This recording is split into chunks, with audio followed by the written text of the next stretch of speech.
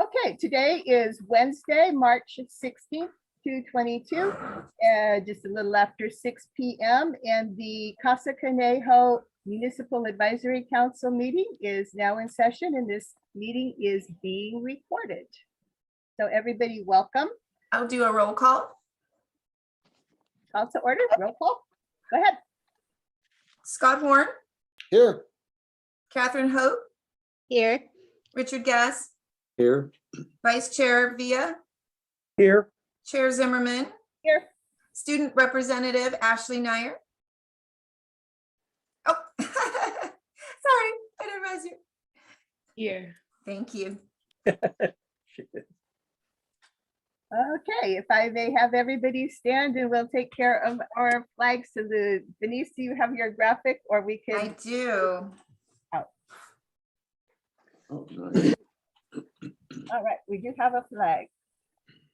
Let's begin. I pledge Pledge allegiance allegiance to the flag of the United States of America, to the republic for which it stands, one nation, under God, indivisible, with liberty and justice for all. Thank you.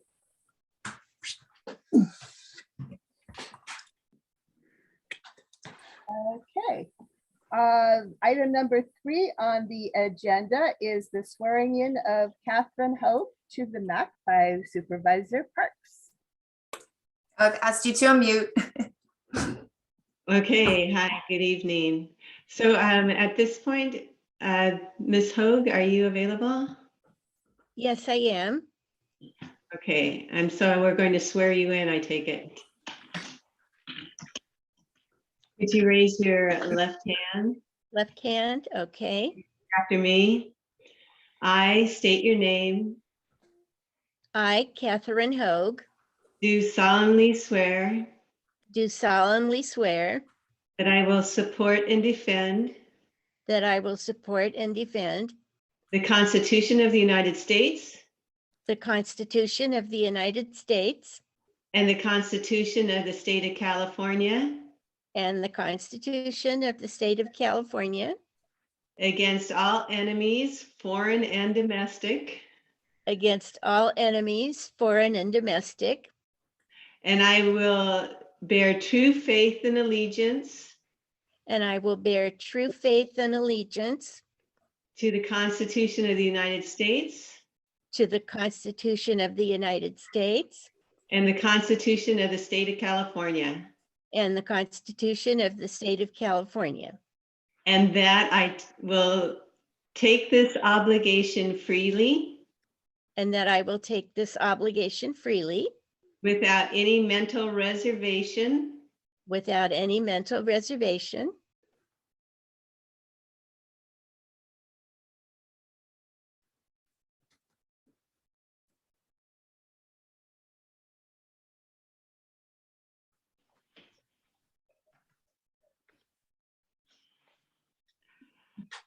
discharge the duties of the office discharge the duties of the office on which I am about to enter. on which I am about to enter. And I would congratulate you and shake your hand if I could, but just a virtual shake then. Virtual shake. Congratulations. Thank So you. we do like knuckle bumps to the screen. Yeah. Oh, Congratulations and welcome, Catherine. yes. And if I may, I would like to say that I am humbled and honored to have been selected to serve on this board to keep this a wonderful community for all families to live in. I've lived in Ventura County for 40 years, 15 years in Thousand Oaks, and 25 years now in Casa Conejo. And I was just drawn to the beauty of it, all the green belts, the parks. And I hope to help keep this a wonderful community for all our residents. Well, thank you. We appreciate your service to the community and look forward to working with you. Any other council members have comment regarding this? Okay. Welcome aboard. We all are happy to have you. Thank you. Next item is the agenda review. I have no need to rearrange anything on the agenda. Is there anything else that has to be revised or moved around on our schedule? I vote that we approve we use the agenda as written tonight, as written. And I second the motion. All right. Oh, I'll do a roll. We'll do a roll call. Ed and Catherine. Okay, Scott Horn, Yes. Catherine Hoag, Yes. Richard Gaz, Yes. Chair, Vice Chair Villa, Yes. Chair Zimmerman. Yes. Thank you. All right. The agenda stays as provided. Next item number 5 is approval of the minutes from January 19th, 2022. Does anyone have any changes or corrections that need to be made from the minutes of the last meeting?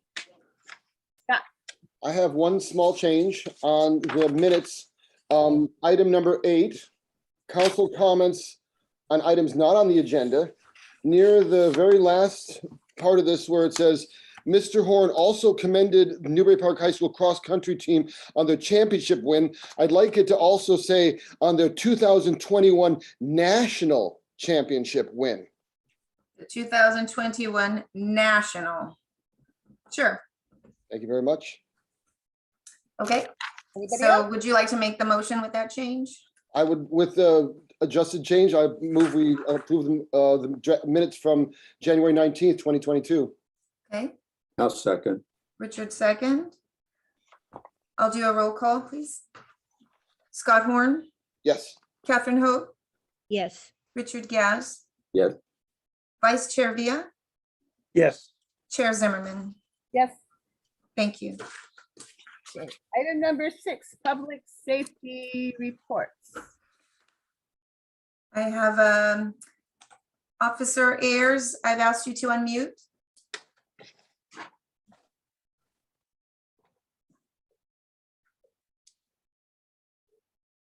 Hi, can everyone see me all right? Hear me Yes. okay? Yes. Hey, there Okay, he perfect. is.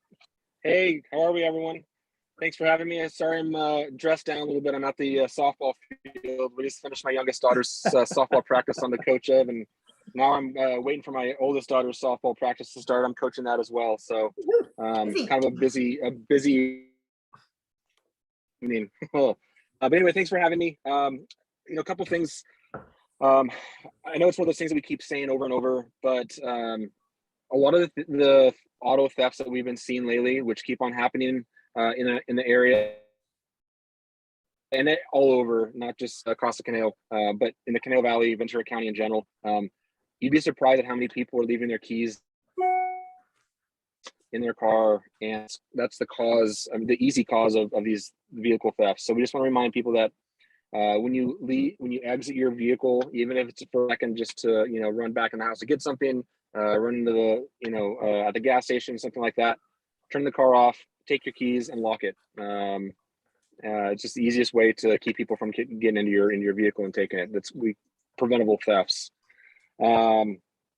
We continue to see these catalytic converter thefts, and it's kind of one of those things that you can't always be watching all of your stuff all the time. A lot of these are happening in the middle of the night, early in the morning, 2, 3, 4 in the morning. But we do just kind of remind people, if you see something, say something. Make sure that your house and your area that you park your vehicles is well lit. That just seems to be deterring these thieves a little bit. If there's well lit, they can't in the shadows. We have, however, had some success, partnered with the Ventura County Sheriff and the CHP's Auto Theft Task Force. We have been able to apprehend several of these crews that are going around. They're coming in from LA.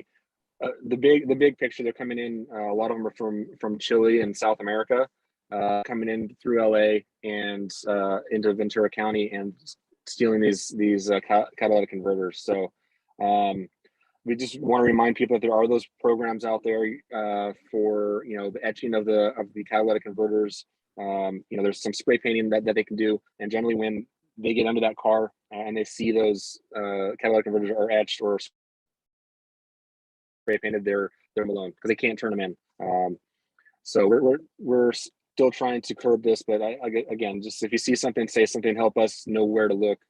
Even if it's something, I was talking to a lady the other day that she had this on her Ring camera where someone was walking along the street, checking the doors on the cars to see what was unlocked.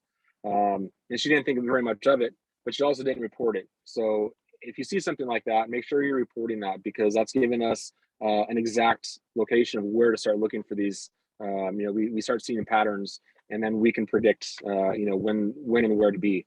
So tomorrow we have, let's say, Patrick's Day. So it's, one of those common holidays that's used for drinking your green beer and whatever else. So just remember, if you're going to be out there, and if you are going to be drinking, just have a sober designated driver. See that I separated those two. That you can have a designated driver, but make sure they're sober as well. Everyone gets to a place sometimes, and they're like, "Oh, I'm gonna drink," and next thing you know, you turn around, your driver that is supposed to be your sober driver is not anymore. So just think ahead about that. Have a plan B if you need to. Also, as drivers on the roadways, knowing that it's somewhat of a drinking holiday, make sure that we're cognizant of people around us and kind of have that high visual horizon, so that people around you are just that much more aware of something, a vehicle around you is not doing what they should be, and let us know also, so that we can go out there and contact that person, take them off the roadway, keep the road safe. We have only in this last month, we've only had the one crash on Jenny and Frankie. It was actually a vehicle versus pedestrian. It was complainant paying only, so luckily, but it was a relatively slow speed crash. What happened was a vehicle was basically making a left turn from Frankie onto Jenny, and there happened to be a person crossing the street towards them, and for whatever reason, they didn't see that pedestrian, and they got bumped. So obviously, as drivers, we need to be cognizant of people that could be coming across the road or stepping out from the sidewalk. But that also goes for pedestrians, right? We need to be overly aware of the vehicles around us and realize that a lot of people are still driving distracted with a lot of things on our mind. We can do a lot of things at once, but our mind can literally only take one thing in, one thing out at a time. So just something to be aware of and keep ourselves safe. We should be putting that radar trailer back out probably on Wendy again, coming up soon. We know it's kind of hard for some of those side streets. Bella and Gerald and all those that come empty out onto Wendy. So we're going to put that radar trailer back out there pretty soon. Help give another visual reminder of drivers to slow down.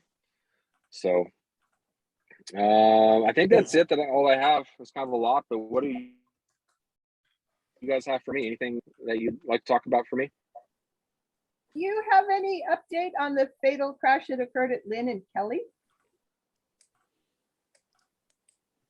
So not specifically. That's a sheriff handle up in that area. So I don't have many details on that. I apologize. I haven't scrolled through the gallery here. I don't know if we have a sheriff's representative or not, but No. they would be the ones to contact on that.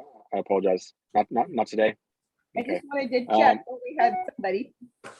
Yeah. I just got a note from Senior Deputy Chris Jones, and he is actually on a call now, so he apologizes, but he's not going to be able to make it. Okay, well, tell him thank you. We'll let him. Yeah, and I just don't want. Comment? I have a public safety comment. There seems to be an issue with a young boy. He's goes to Sequoia Middle School and rides his bike. From the incident seems to be happening near Maple School and the Wendy Kimber Plaza, and he rides his bike. It's Right. unclear whether he's riding his bike on the sidewalk because he's a minor. And that is really City of Thousand Oaks, not County Incorporated, but there are apparently some ladies who like to walk, and he rides facing them, and they've been rude to him, and the whole situation is unclear, and I apologize, my iPhone is still charging, so I can't pull up the comments on Nextdoor. I believe the mother's first name is Gabriella. And it sounds like a situation where maybe some public education would help, because the young boy doesn't realize that these ladies are very upset when he rides right past them on his bicycle. And they apparently don't want to yield. Someone said, put a bell on his bike. Maybe you can pass that on. Would it be the sheriff's department that would have jurisdiction over something like that? I mean, in that specific area, absolutely, that would be the sheriff's department. But you know, we'll handle some things. I mean, if it's going to keep everyone safe, we're gonna tackle it. So, just so I'm kind of clear, it sounds like maybe this bicyclist is riding too close to the pedestrians, or is that what I'm getting? Too fast, and the Where specifically are they in relation to the roadway or the sidewalk? Do you know? That's unclear.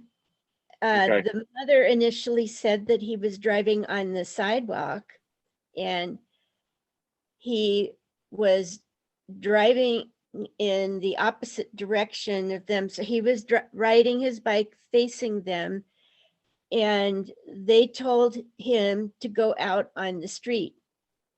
So it's a right-of-way question. That sounds like what this is about. Pardon?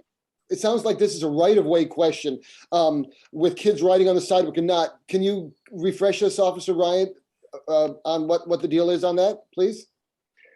So obviously we want to keep pedestrians and bicyclists safe. That's the ultimate goal. When they mix on the sidewalk, it's hard to keep both safe at the same time, because one poses a direct threat to the other, right? It's like a bicyclist, it shouldn't be near the pedestrians on the sidewalk. That being said, we all know that the more people that are in our area, and especially at different times, it's just not safe to drive on the streets as well. So, or excuse me, ride the bicycles on the streets as well. So it's something that is absolutely like a right of way, but it's also a common courtesy where the bicyclist can be on the sidewalk up until the point where there's a pedestrian. And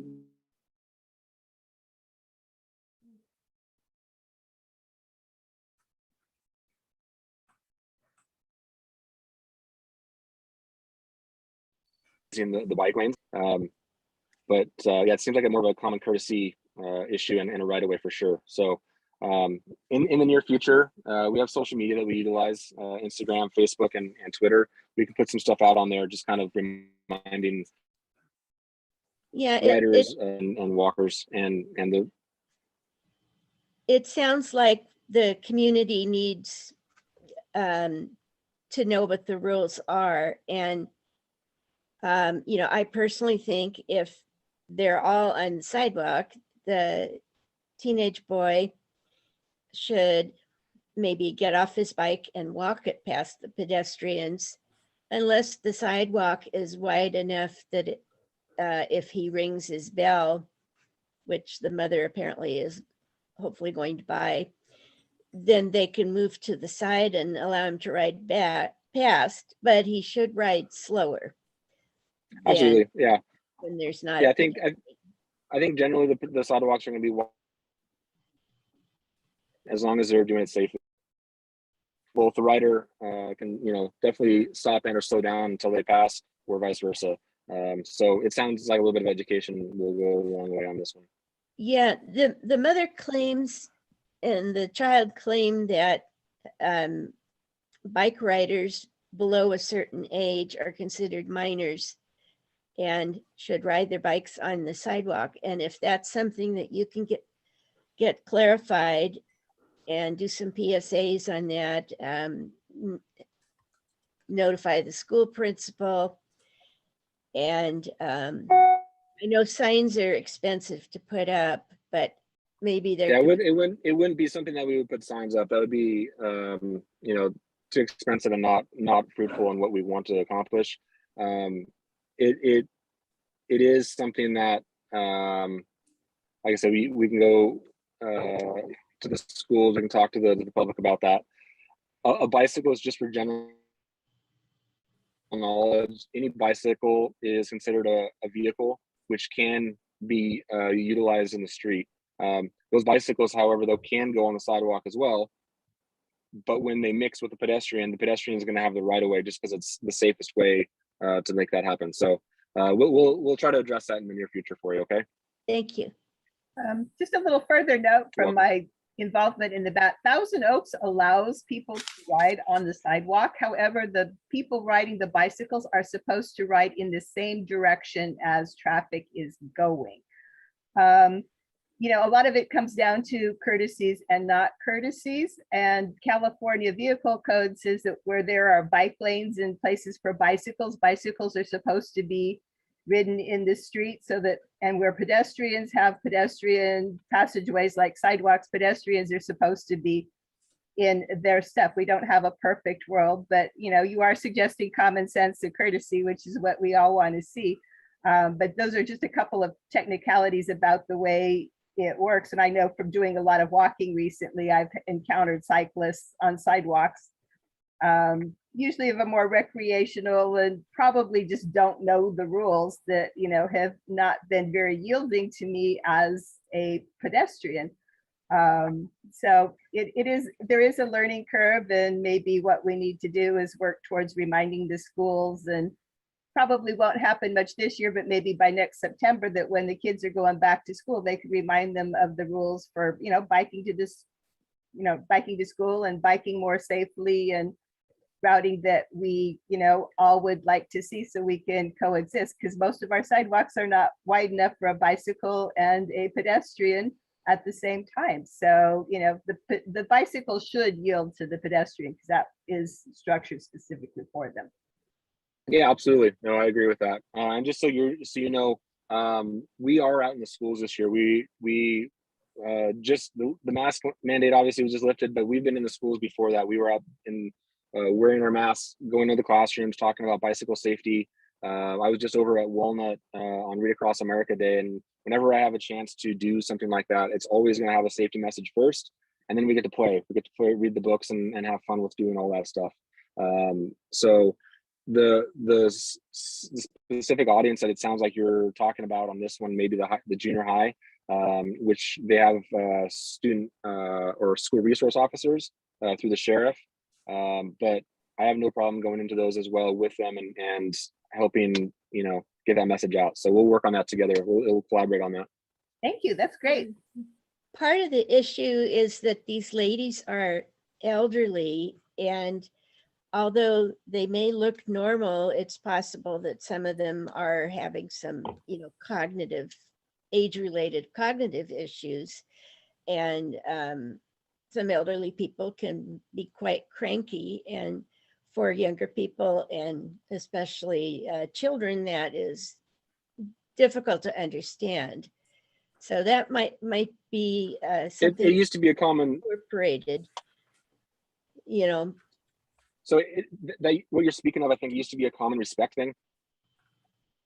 You know, we respect people, and it's generally works itself out.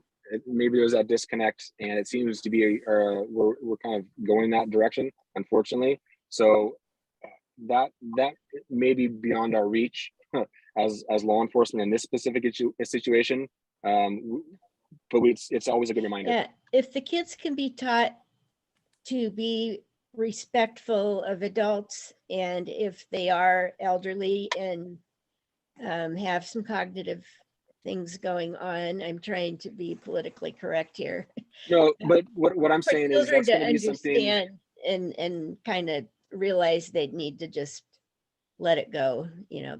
Yeah, and what I'm saying on that is that's not a law enforcement message that we're going to send out. That's more of a something that happens in the house, something that happens in society and the schools.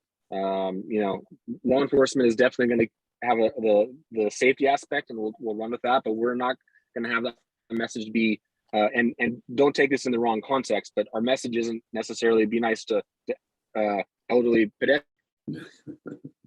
pedestrians. It's be safe. It's be safe around all pedestrians, right? So we want to make sure that that message is getting out for sure, but it needs to start at a smaller level on this one. So, but I think we can move on from this one. I think we'll definitely hit that for you. All right, let's move on. Okay, Scott, I saw your hand up.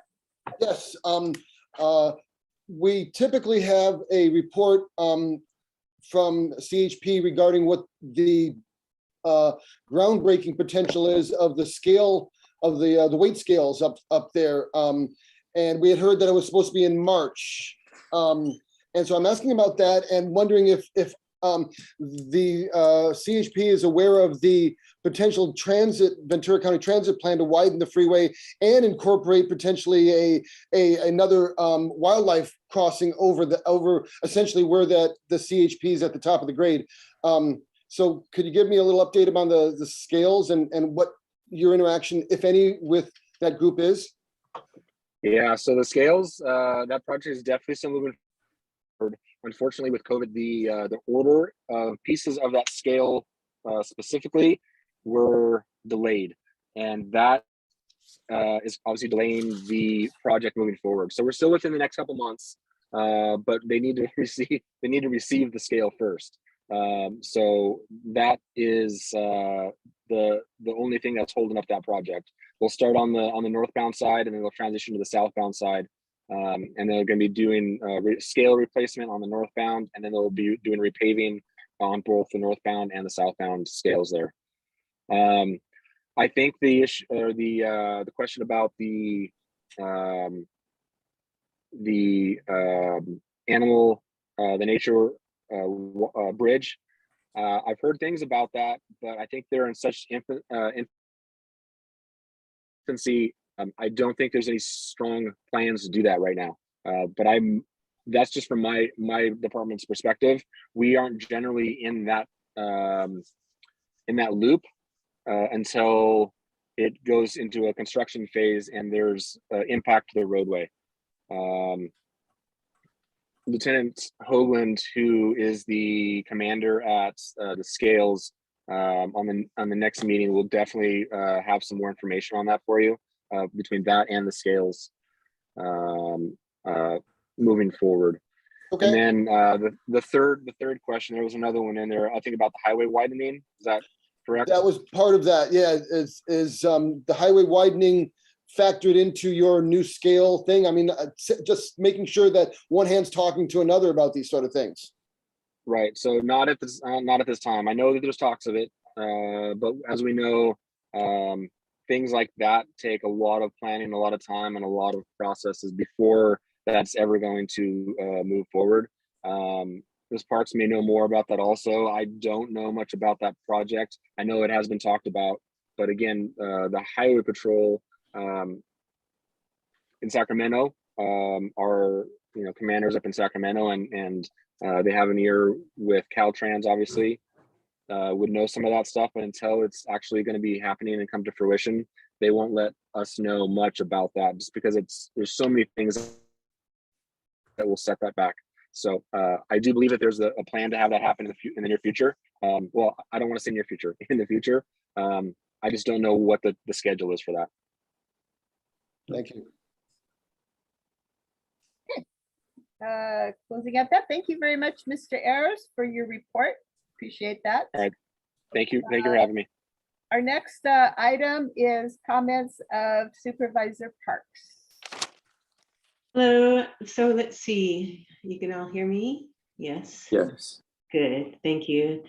As far as our Board of Supervisor updates, our board has approved, I think, our last set of Zoom meetings and should be back in person in April. So hopefully then your council's meeting at Walnut Elementary School in May will be in person. So looking forward to seeing you all live and in person. We have a community beautification event coming April 23rd at Newbury Park High School, and postcards are mailed out. And I think we might even have an example of one of those that Denise can show. This year, the event for Casa Conejo is going to be combined with Lake Sherwood. And as you recall, this is like a opportunity to get rid of your electronic waste, your green waste, your big bulky items. And it's a really wonderful opportunity, and you could do some spring cleaning. There's also a free landfill day for Thousand Oaks Newbury Park on April 10th, and Denise has a flyer on that too. Other things going on, we're looking at a wildlife presentation that your council has asked for, working with the Fish and Wildlife Service and the National Park Service to organize a broader presentation about the nexus of human wildlife coexistence. So kind of the intersection, I would call that, between humans and wildlife. And we've had a discussion on a couple of items. I believe we had one talking about the parrots, parakeets at the MAC when we were kind of inundated with those. Coyotes has also been a topic. So just kind of looking at how we can work with the wildlife around us. And certainly the anticoagulant rodenticides was an issue too, that your MAC assisted in getting owl boxes so we weren't poisoning wildlife. So lots of good things with that wildlife presentation, and we're looking at bringing that to your MAC. Sounds like you'd also be interested in hearing more about wildlife bridges. So depending on who we get with the National Park Service, they could provide that for you. And I could do that also if you want to schedule that for a future meeting. And then we're also working on with the Watershed Protection District to organize a tour so you can take a look at the completed project that the Watershed Protection District recently is completing in the channel there, and looking at the local flora and fauna if you would like. And then, yeah, the clean out schedule for the Arroyo that's being worked on.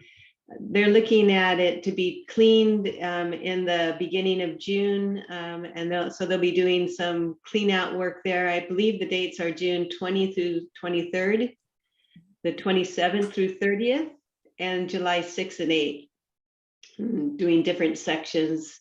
The schedule will be posted on the Casa Conejo webpage, and you can get that by going to ventura.org and going to my webpage on the county website there.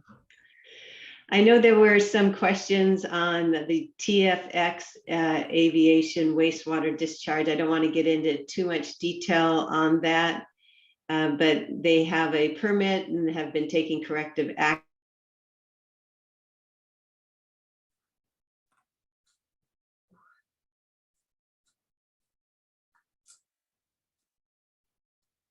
Habitat fresh. Warm freshwater habitat, and it's a beneficial use for wildlife. But the temperature limit for these kind of warm watersheds was recently reduced from 86 degrees down to 80 degrees to protect the beneficial uses. And that was some of the notices that we were receiving. But the Newbury Park Library has more information on that. They're considered a repository for the information. So if you're really wanting to get into temperatures of your arroyo and about the TFX property, you can go to the Newbury Park Library. And there's also information on the Regional Water Quality Control Board website at waterboards.ca.gov.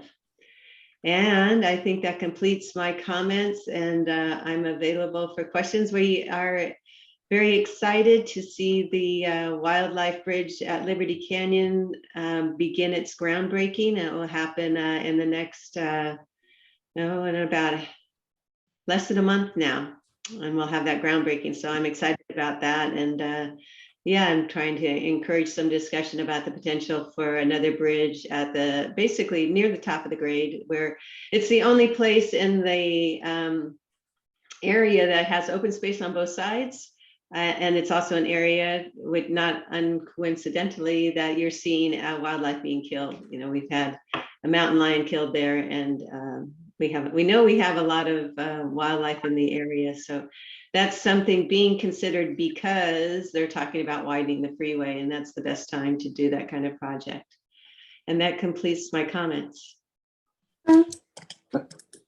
Richard, we haven't heard much from you, so I'm going to take you first. Yeah, I have a question from Linda.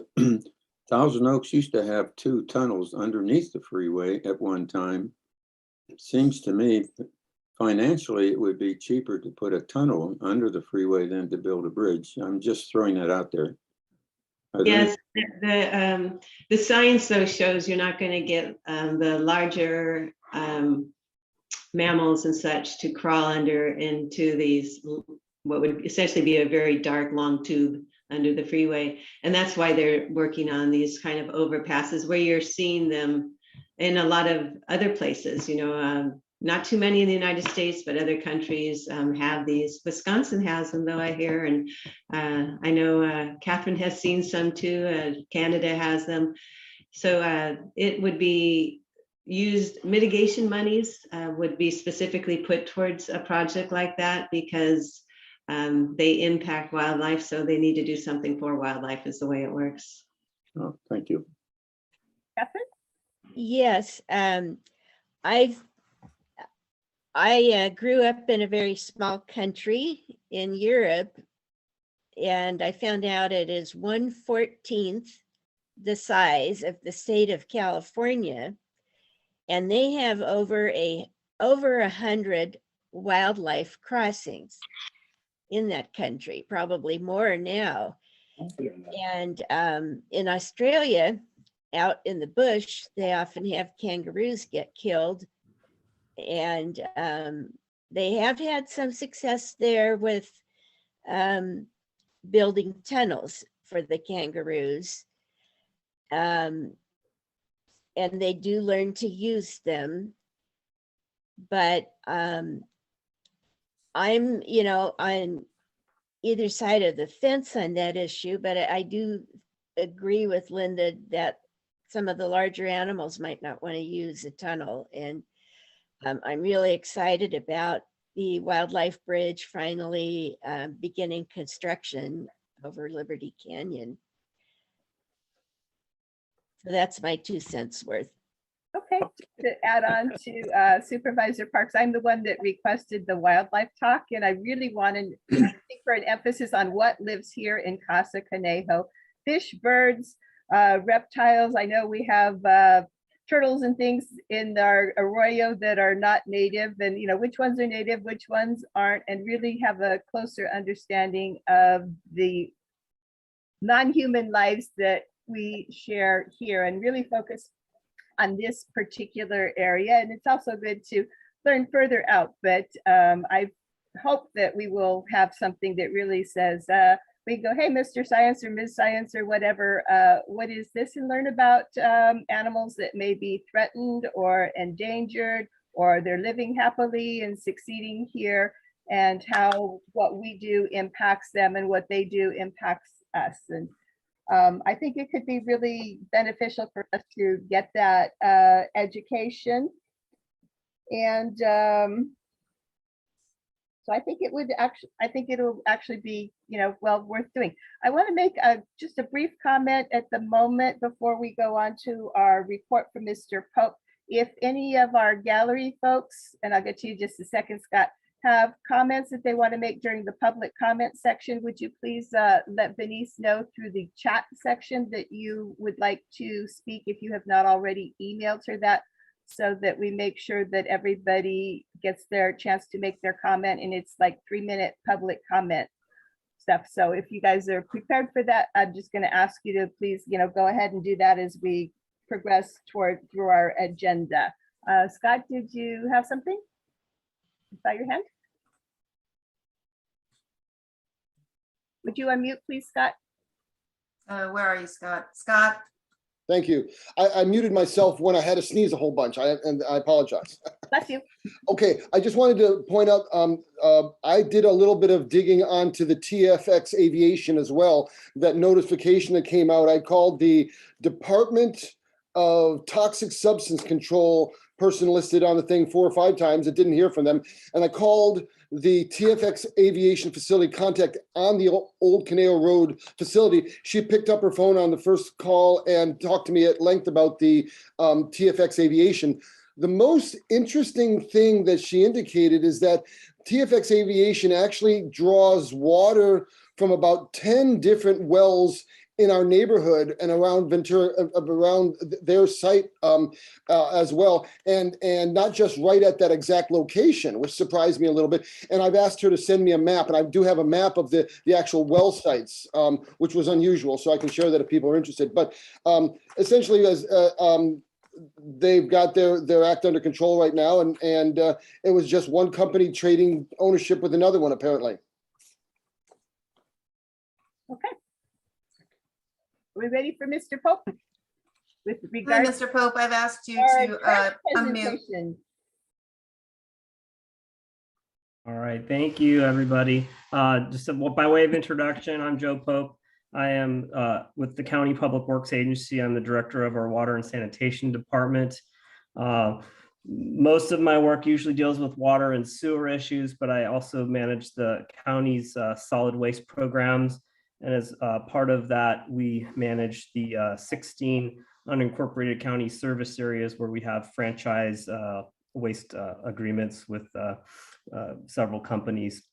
So I was asked to come and give you an update of what's going on with the solid waste in unincorporated county.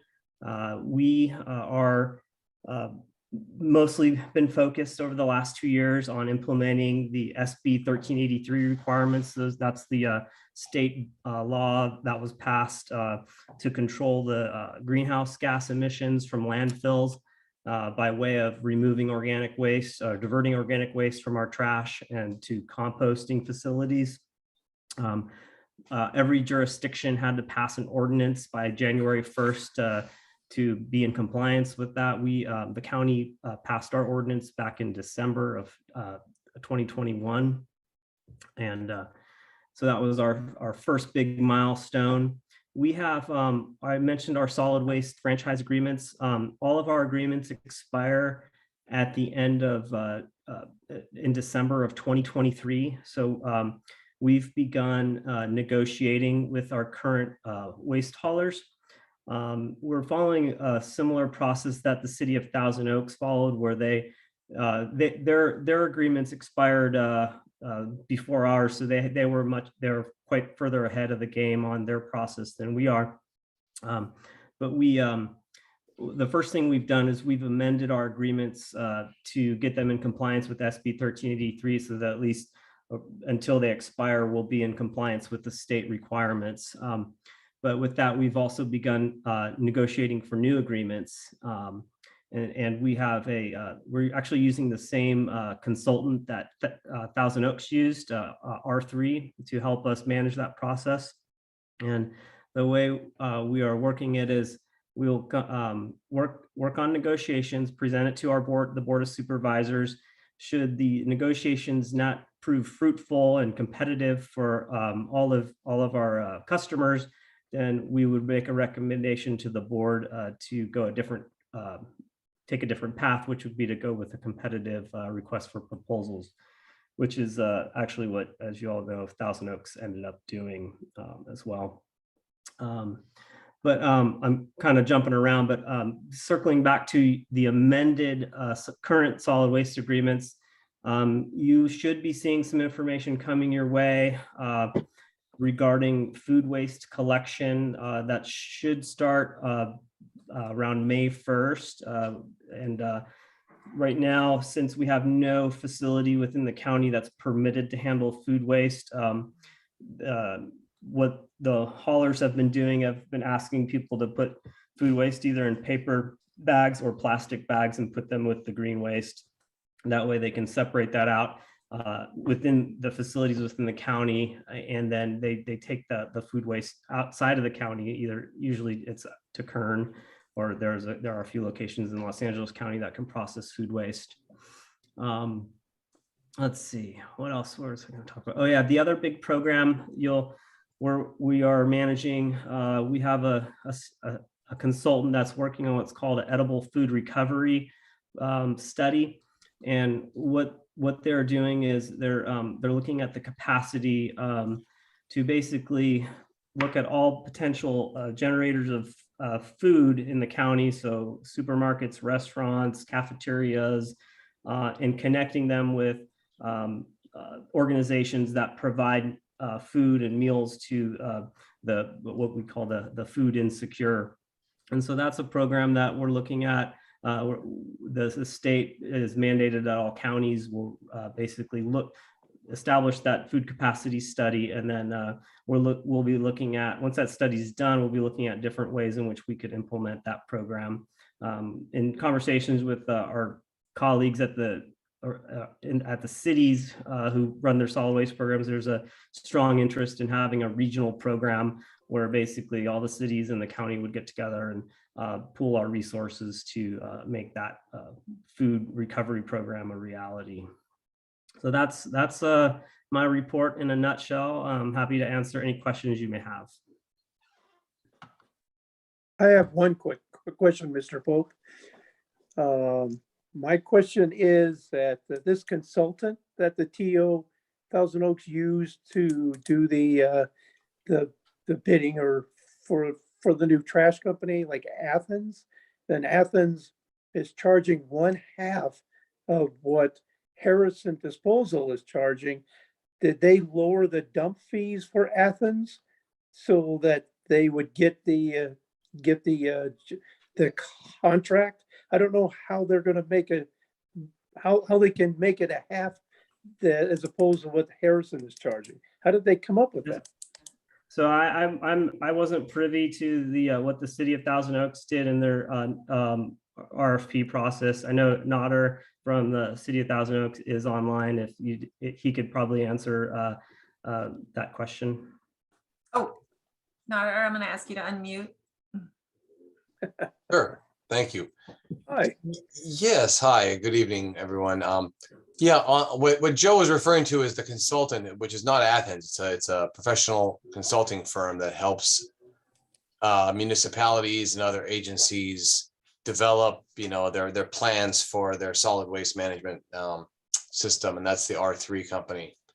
So that's just the initial. Where are we going? How do we go about this? How do we deal with the new regulations? How do we structure this into our future contracts, and whether that's negotiated with the existing trash hauler or it's a new contract going forward, which is what we ultimately in Thousand Oaks wound up doing. So as far as the rates, yeah, we got very attractive rates on our open RFP. I know those are the rates Athens is already charging in other areas of the county and in Los Angeles County. So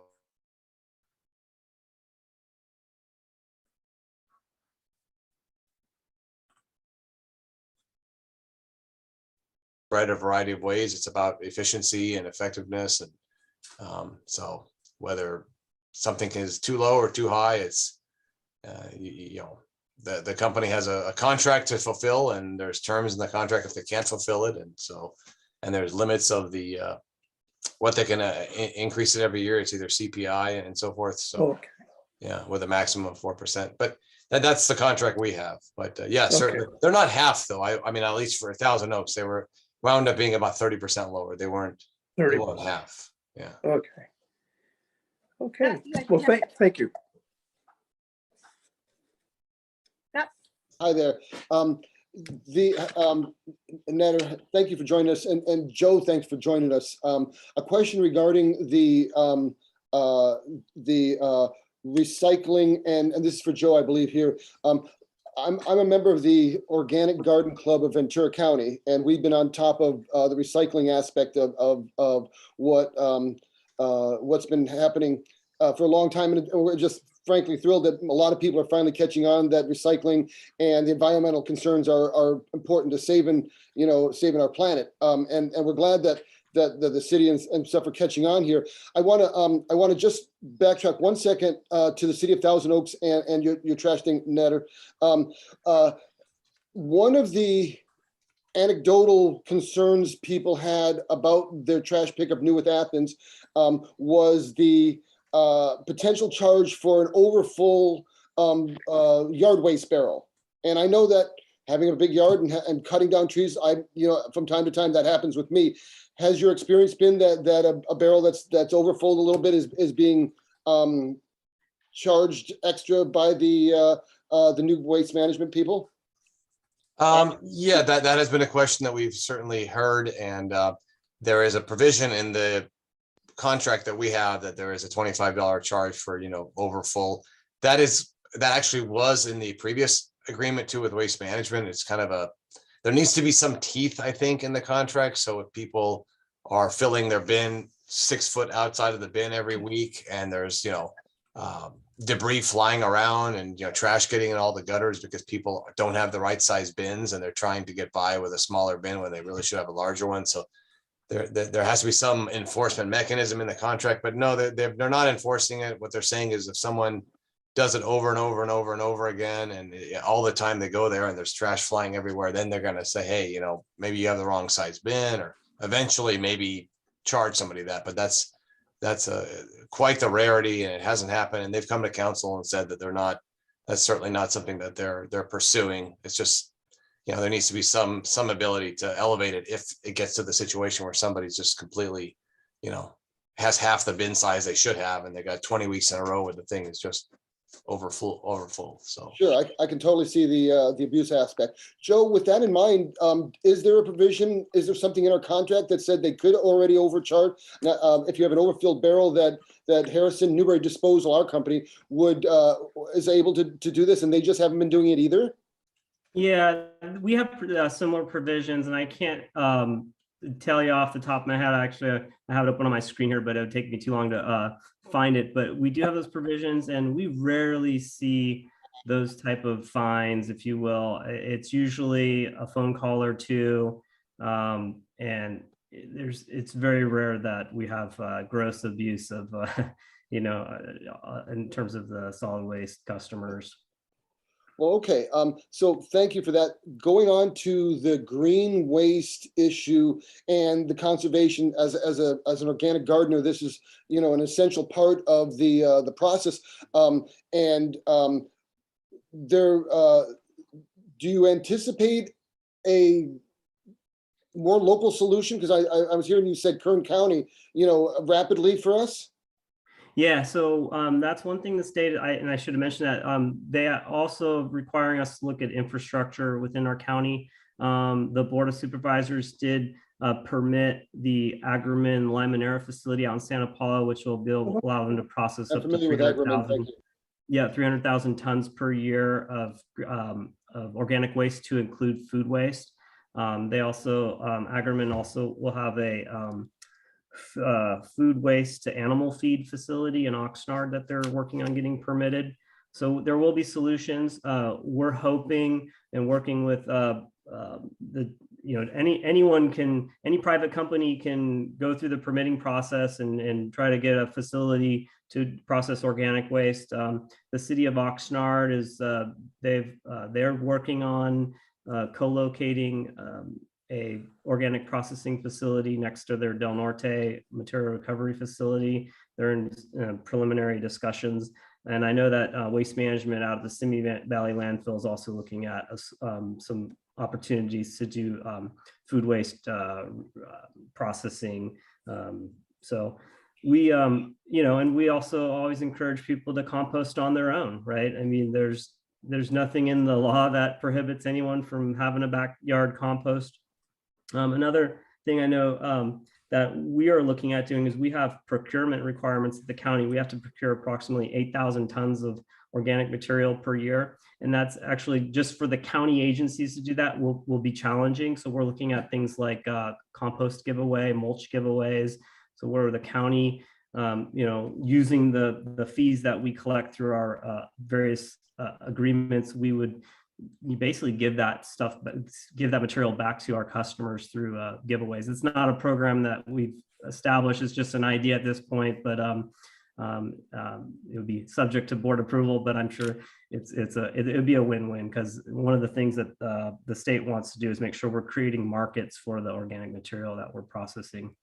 Well, Joe, then I think I'm going to get in touch with you. The Organic Garden Club, wants to be in on the gardener angle of it. The first user, you got to work on the infrastructure for the processing of the big bundle, but it's the individuals that we're interested in getting into the process, getting into the mindset of composting and organically gardening and things like this. So I'll be in touch with you, and we'll see if we can kind of go look at the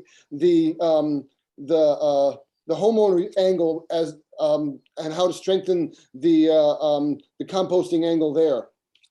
Sounds good. I'm sure Denise can get you my contact information. Super. Are there any programs for people who have a hard time meeting their waste and sanitation bills, or programs that might help someone clean up a house that is really gotten out of control and is causing community hazards? Does county have any programs to actually assist homeowners with that kind of stuff? I'm not aware of any programs. We do on our website, we do have resources for like organizations and trash hauling services that will help clean up people's homes, but it's referrals to private companies as far as I know. I'm not familiar with any program that we would run to do that.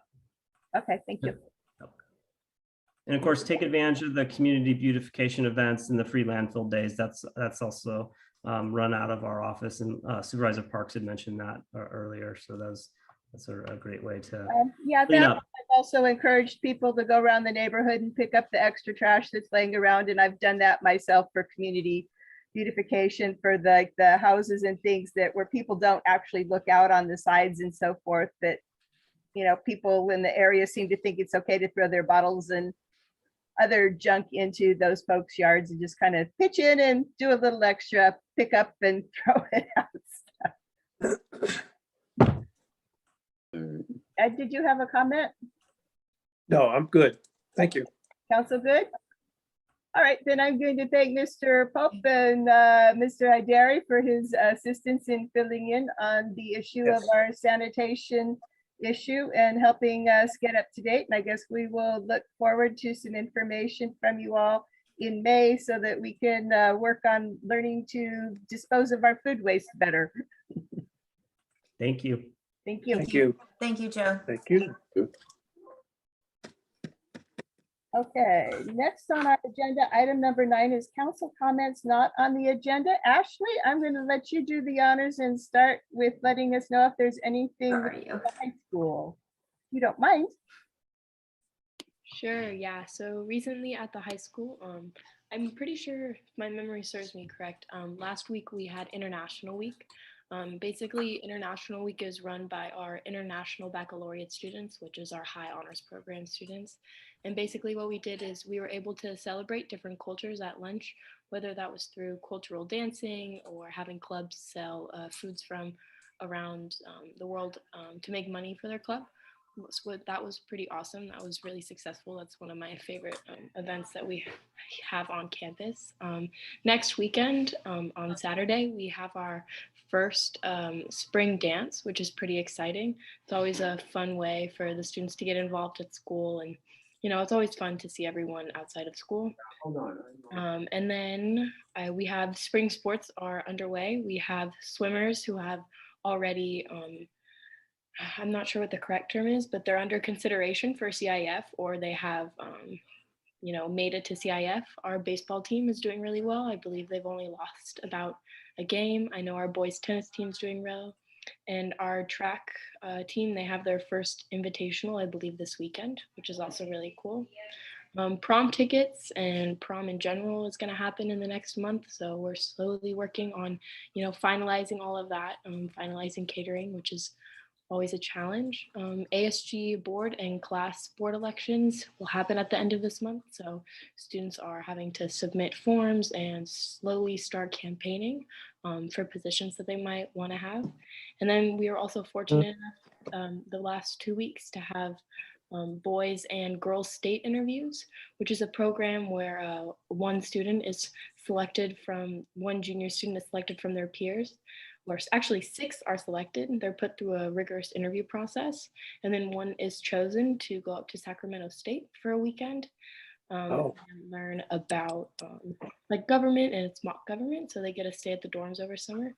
And today I was actually chosen out of my peers, and I will be representing Newbury Park High School for Girls State, which is pretty exciting. Wow. Hooray! Whoa, right on, Thank you. right on. But yeah, Way to go. usually March is when things kind of slow down a little bit, and then April and May is when the ASG specifically, we're very busy with senior activities. Great. Thank you so much for your informative report. It's so good to hear that, you know, the high school is getting back into a lot of their traditional activities, and congratulations. Thank you. Thank you. Last time, Ashley, you mentioned the Recycle Club and their effort for waste, the green waste. Do you have any more information about that bunch? Since we've been on that subject today. I'm personally not involved in the recycling club. I can reach out to them if you would like me to. But no, I'm not entirely sure who runs that club either. But if that's information that you would like, I can always find out for you. It just was a passing comment. It can be something in the future we can talk about. Thank you. I think while the school's switching over to Athens, I think that we're gonna have to adjust how we throw stuff away at school. So yeah. Thanks. Other council members have comments or items not on the agenda? I have several, but I want you guys to go first. No? Nope. Okay, then I have a laundry list of sorts. I'm going to start with something kind of simple. I filed a complaint with county and also got some help through Venetian Supervisor Parks's office regarding a home at 545 Dorena, where the trash and the junk spills out over the sidewalk, down the driveway to the street, and things are so overgrown that you can't walk past it without going into the street. And county has responded and contacted the homeowner, and hopefully that will help. If we had volunteers that wanted to help at beautification day, that's like a perfect project to help get rid of some of that stuff so that we can walk by. I've been doing a lot more walking in this area because I broke my arm a little while ago, so it's had me on 2 feet instead of 2 wheels a lot. So I've had a chance to really explore the neighborhood at a pace of 3 miles an hour instead of 10 to 15. So that was an item I've initiated, and hopefully things will help. But that's a homeowner who probably needs a dumpster rolled up and people to come help her actually throw stuff in the dumpster and just get rid of it. It's kind of a hoarder house type of situation. So hopefully help will be sent her way. I'm also serving on active transportation planning for District 2, which is ours.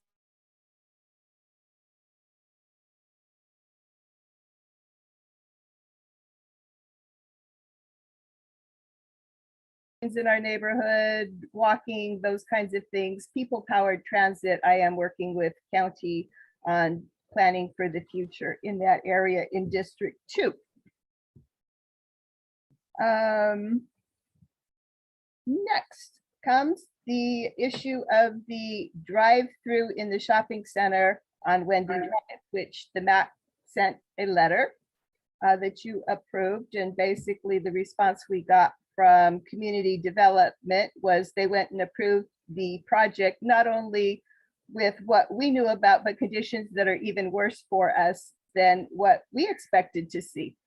I would like to talk with you about what's happening there and see if you are interested in the MAC sending a follow-up letter regarding the approval of the project and further comment from our agent, our council regarding what happens. Vanessa, if you would share screen for me, please.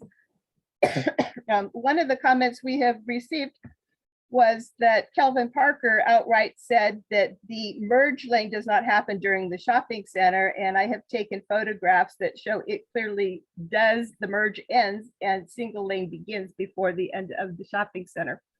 If you would keep scrolling.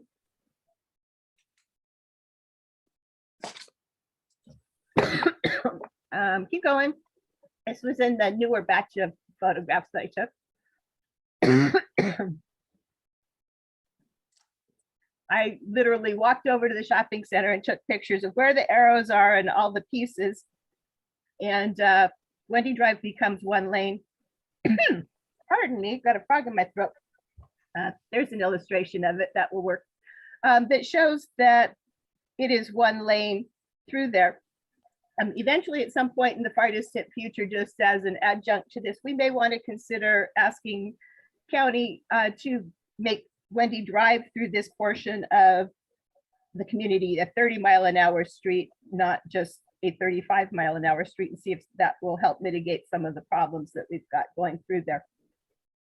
But really, they said, not only are we going to let the owner of the shopping center put a drive-through in your corner, increasing traffic and noise, we're going to let them open up at 5 a.m. Oh, no. Drive-through and tables, and people can sit out in front of that coffee shop till 10 and 11 at night, which means the noise basically does not stop. If you live there, you won't have any peace and quiet. They will wake you up with, cars revving their engines and blaring their radios, because people buying coffee at 5 a.m., which, by the way, Taco Bell and McDonald's open at 6. So we get the joy of that. So they totally ignored our requests and our safety. They have refused to do a traffic study, which was requested through other means, but they say, nope, we don't need to do that. So we've basically been told no, no, hell no. And not only no, we're not going to help you with traffic mitigation, noise mitigation, or anything else. We're actually going to enable it to be worse than you thought. We constructively suggested that they put the coffee drive-through over by Taco Bell, which would be perfect. You could drop off your kid at the daycare center and drive right through for your coffee or your breakfast or whatever over there. Easy peasy. We know that more business between the daycare and the drive-through will generate more traffic on our side of the shopping center, but they don't care about that or our safety or how long we have to wait. So I would like to ask you, the MAC, if you would support sending a letter from the MAC, and this will require a motion to say, we really want you to look at this more closely and make sure it goes to the Planning Commission. As our concerns were not taken into account. Evidence suggests other than what you were saying, and you are being even less considerate of the neighborhood, which, by the way, they're supposed to have a construction chat before they start any grading and heavy equipment things, which is allowed to go from 7 a.m. to 7 p.m. 6 days a week. And they supposedly only have to ask people within a 300-foot radius, which basically means the shopping center could ask the shopping center, oh, do you mind? Well, they're going to have to put up with it anyway, but it doesn't really activate any inquiries into the neighborhood. So I feel that we are being very disrespected, and we need to speak up and say something further. How far we will get, I do not know. A formal appeal on this has got a $1,500 fee, which we have no budget. I have asked county, as the fact that we are a volunteer council, we are acting for county and trying to help county, and that the government fee should be waived under the California Government Code, but haven't mastered that yet. But there is a deadline of tomorrow, which I can do a letter at least and say, hey, city, we think you have missed the boat on this one, and we have these considerations, and not only did you approve this project as requested, you made things even worse for us. And the lack of transparency and honesty and being forthcoming, I find pretty offensive, that they don't care about our health. They see no damages to our health or our environment, or the pollution from all the cars and the noise pollution and the light pollution and the speaker box noise, etc. But, you know, the restaurant can control the speaker box, but they can't control the people who are waiting in line to get whatever it is they're going to sell, coffee and or anything else. So especially if it's not a Starbucks, it means it's going to be the one of its kind that everybody doesn't have otherwise. So it's pretty likely it's going to be a popular place. So I would like to get input from you and see whether you have support for furthering this with the city and trying to get their attention and go. Tomorrow is the appeal deadline. And see where we can get to, that they know that this community is not happy about those plans. And we have offered them a win-win option by relocating the drive-through to the other side. And it actually makes even more sense over there, and it won't bother anybody at 5 a.m. or 10 o'clock at night. So if you would please like to comment, I'd like to hear your thoughts. And this is for council first, please. And unfortunately, it's not on the agenda, so you can't have a majority of your board discussing it. Well, it's a continuation of what has been on our agenda, and you know, we do need to follow up. We sent a letter and I requested that it be on the agenda, and for some reason it didn't get there, but we are, you know, responsible to. I apologize that it's an not. obligation to follow up. I would have preferred it on the agenda, but it isn't, so you can't make a motion. And I know that the appeal period, I think it's tomorrow, so It is tomorrow, and I can get a letter to the city hall tomorrow. I would like to know what the council thinks. I think it is a fair item for discussion because we talked about this. We sent our letter before. We talked about it could need to go to an appeal, but this is something that based upon our protocols, we are entitled to discuss and deal with because it's in an area and it's a matter that definitely affects our access and ingress. I'm telling you, Wendy, you can't have a majority of your MAC discuss this item because it's not on the agenda. But I'm just stating that, so one other person may be able to speak, but that's it on that one. I was informed that I would just also point to the bylaws. I was informed that I could bring it up. Resolution that established the MAC, established you as a board that can recommend. And so if we had the time and and maybe they'll continue it. But if you had the time, the way that you would proceed, if it's even, within our county board of supervisors protocol, is you would recommend, and then the supervisor could bring it to the board of supervisors with that recommendation, and then they can decide if they want to appeal, if we can even do that. It just goes to show that you are an advisory council. I know you want to do it. I wish we could do it. I wish I could assist you to do it. But the point is that you're an advisory council. You can't take an action to appeal. Citizens can appeal. Maybe another government agency can appeal, but not an advisory council. Just like the planning commission couldn't appeal a decision there. I mean, there's just, the area agency on aging can't appeal decision. When you're in an advisory board, you can't take that action, but you can make a recommendation. Well, I would like to recommend to council that, they rethink some of this, and that some of what they are basing their decision on was based upon things that are not correct. I just wanted to make sure that we don't have a Brown Act violation, so I'm letting the rest of the MAC know that no more than 2 MAC members can have this discussion without violating the quorum because it's not on the agenda. Right. And then the public can also talk about it during public comment. That's okay, because they can talk about whatever they want to, but as MAC members, you can't engage in this discussion. Well, is there, of the other MAC members, one more of us could talk about this issue without violating the Brown Act? I'd be willing to speak about this if everyone else agrees not to say anything on the council, or we'll just leave it till next time. we can't leave it till next time because the appeal period ends tomorrow. So we have a deadline. They only allowed 10 days after the administrative decision came down, which I think is pretty ridiculous. It should have been 30, but I can't change that rule. I can only react to what is, and this is our first meeting since that decision was made. So Scott, if you would like to be one of the speakers, one of the rest of you, if you want to be the second speaker, let me know, but I will start with Scott.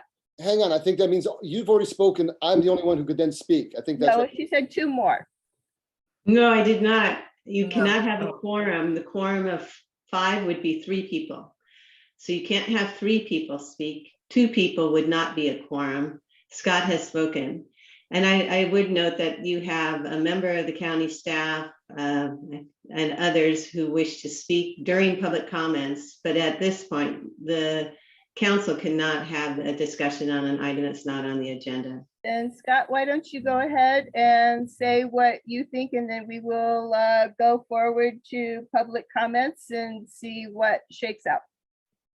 Okay, since the last time that we met, there were obviously extensive concerns about this, and people were truly worried about the safety issues and the aspect of overcrowding that corner.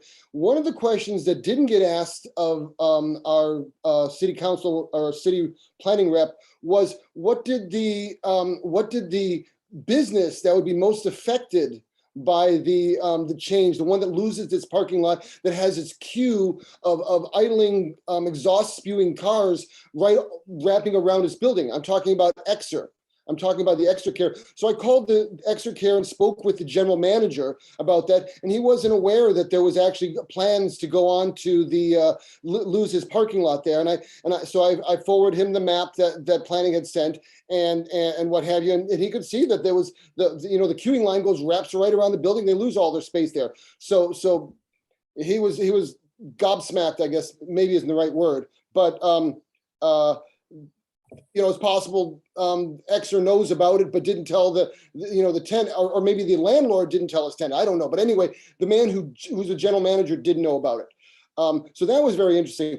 I think the problem with the whole process was that the only time we could have actually had any input with the planning commission was when the property was going to be subdivided. But at that time, there was no indication of what the subdivision was, what was going in there, anything like that. It was very innocuous. So no one really got any feel for it. So, but by the time it became clear that they were putting a drive or planning to put a drive through in that space, there wasn't any planning commission input from the general public. So that didn't feel right. That's a part of the process that was screwed up, and something ain't right about that. Because if we had known then what we knew now, you would have had a lot of people going to the planning commission and saying stuff. Anyway, it's going to be a very difficult thing. I definitely agree the city needs to reconsider where they're locating this thing. And I see there's people in the audience who want to talk too. Venice, I think I'm seeing that Mr. Haidari wanted to comment on this, and you have to finish your Council comments. Right? And then you can go to public comments. Would you like to do it that way? And then go to public comments for any item on the. Let's do that. let me finish my thing, and then if any other council members have comments on other things that they wanted to bring up that is not this.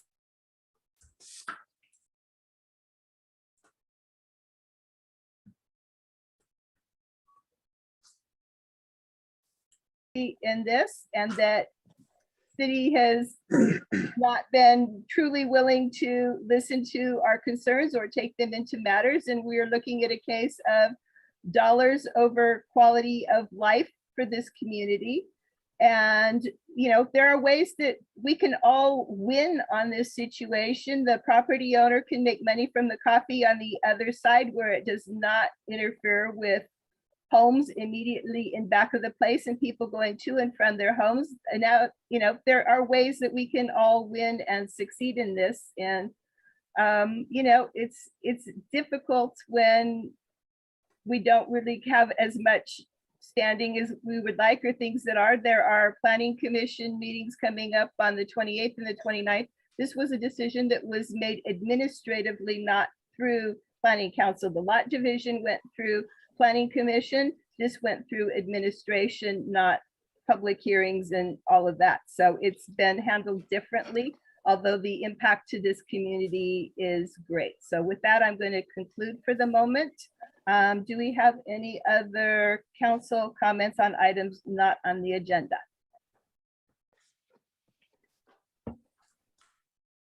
Okay, I don't see any hands raised. So we are going to move from item 9 to item 10, which is public comments not on the agenda. If we can start with public comments on this and then move into any other public comments that we have. Denise, do you have a list? I have Karen Wilburn. I've asked you to unmute, please. Thank you. You're welcome.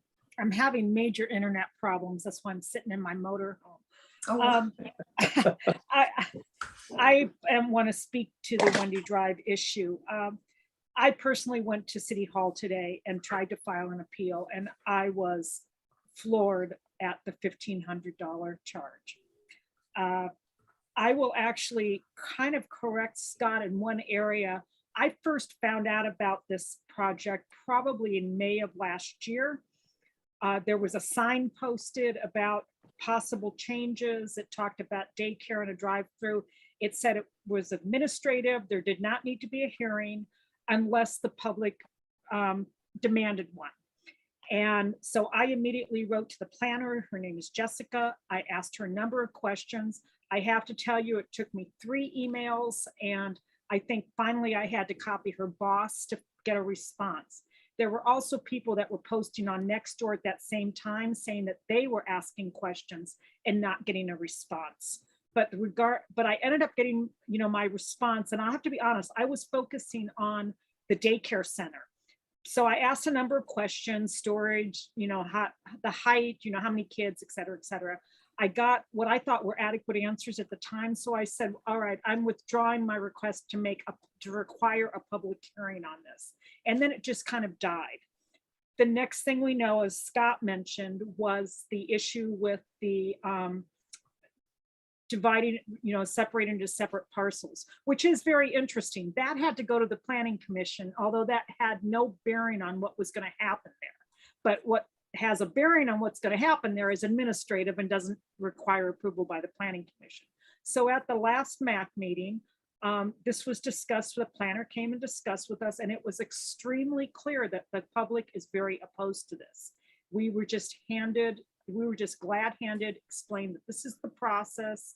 We could, of course, appeal it, and which sounded fine until I walked downstairs and found out that I was going to have to write a personal check for $1,500. I mean, I feel like now Casa Conejo, I feel bad for you guys because your county. I'm city, okay? I feel shafted by my city. I made it clear. Wendy's Casa Conejo. I had a lengthy conversation with Jessica today after I called to apologize because I was a little bit rude when I saw her in person. And she explained again, this is the process, et cetera. And that we looked at this really closely. Well, and we tried to construct around this. Well, when I actually looked at what they constructed, they didn't construct anything. They constructed that they could operate from 5 a.m. to 10 p.m. They discussed things about how loud the speakers might be. We keep being assured it's not going to be a high level like a high traffic restaurant, but nobody can tell us what it's going to be. There's nothing in that guide and those guidelines or approval that say this can't be an In-N-Out burger, or this can't be something that's going to have more than 1,000 vehicle travels per week or something. There's nothing. It's ridiculous. And in the end, the city people, the county people have spoken. Oh, I'm sorry, and I must also have to speak to. I gave Jessica, when I wrote her about this after the last meeting, several photographs of how this area has changed over the last 15 years. The city has just had to pretty much piece together. They had to widen the overpass, and they did the best they could with what they had. That's why we have 2 lanes going into 1 lane. Then we built Lowe's. If you come off Broadbeck to try to turn onto Wendy, I live here and I still have trouble following the arrows. Where do I get on this right-hand turn lane, or this one goes to the freeway? This one goes to the right one, which, I mean, it's insane. And I don't care what the rules say about this didn't need a traffic study. How can you say it doesn't need a traffic study when you don't even know how many cars are going to be going in there? It feels like we just continue to have the voice of the people are not being heard. And it makes me very angry. So, I feel like at this point I'm screwed, but, just as somebody told me, I'm going to be really rude here. As one of my customers told me one time, why don't you just tell me to bend over and hand me a jar of Vaseline? Because that's what I feel like. So, thank you. Thank you. Karen. Venice, who's next? I don't have a Nader Haydari. Yes, hi. Yeah, I as mentioned earlier, hadn't seen this item on the agenda, and so I don't have a lot to really offer. I can clarify though that there are 2 lanes across the entire frontage of the shopping center, and at that last driveway, the 1 lane turns into the shopping center while the number 1 lane continues forward. So True. That is not true. That is not true. It may be How marked you that way, explain? but the way that people use this particular lane is to merge left onto it. They don't always turn right into the shopping center. They merge left onto that particular thing. You'll find that if you were to check on the local next door thing, this particular right lane that's supposed to turn right into the shopping center is considered the asshole lane because people use it to blend left even after they're past the entrance where the drive-through will be there. That's the part that you're just not getting, that isn't, it may be striped one way, but how the people of Newbury Park use it is an entirely different thing. So that may be an enforcement item. I mean, there is several signs and there is striping on the road at 3 different occasions. So, I mean, this is not uncommon. There's plenty of other instances around town where we have a lane that turns, dedicated lane. You have to go into the number 1 lane to continue straight through. Point out to you where the little square that says layers is, and there's that little fenced enclosure. See that line that starts arcing out? That line. Yeah, and then you have the 2 cars. That line, that lane, that number 2 lane, that's history. That line says there is no more lane there. This is parking, this is the other stuff, and that is before the end of that shopping center. Well, it's at the end. This is the house. No, The it's shopping center ends At right the here. end is the wall of the shopping center. That's the border that divides everybody up. And that line clearly starts at the fenced enclosure, which is part of the shopping center. So Right. city's But beyond the assumption or driveway conceit entrance. says that second lane goes all the way through past the shopping center is false. I would ask that we do public comments like we always do public comments and allow a member of the public to speak for their 3 minutes or whatever. And when he's done, the next person can speak. So it isn't become an argumentative discussion, but rather comments only. Yes. Do you have any further public comments on this item? Just on the city's construction work hours, it's citywide at 7 a.m. to 7 p.m., 6 days a week. That's been the case. Often, contractors don't utilize those full work hours, but that is in place. That is no different in this potential shopping center with the construction hours as it is with anybody else. Or if your next door neighbor wanted to do a construction project or was rebuilding their house, they would have the ability to have those work hours afforded to them. Obviously with holidays and Sundays excluded. So that's the only remark I had. Well, it says that they're required to invite the community to a meeting before that heavy duty construction begins, and it only has a 300-foot requirement. I would like the courtesy of notice being sent perhaps to Supervisor Parks's office so that she can notify the MAC and the community has a chance to be aware of that. Because 300 feet, depending on where you start that 300-foot mark, that doesn't go outside the sidewalks around the shopping center. That doesn't get to the adjacent neighborhood. So I would. Yeah, that's that pre-grading meeting I believe you're referring to. Yes, it is So, a pre-grading meeting, but we need to know how long things are going to take and what the disruptions are that we can expect right. and the things that go into the neighborhood. And 300 feet doesn't go far enough in this case. So I'm requesting that courtesy from the city to make sure that the community surrounding that shopping center, we have people whose backyards are, immediately in back of the shopping center and our streets and so forth, it's a major thoroughfare. I'm asking that, we have better notification than that minimum, which really doesn't necessarily cover any of us, depending on who draws the lines where. Correct. Yeah, we can endeavor to provide a copy of that notice in advance to Supervisor Parks's office. That would be Perfect. helpful. Thank you. Perfect. Denise? Okay. Councilmember Bill De La Pena.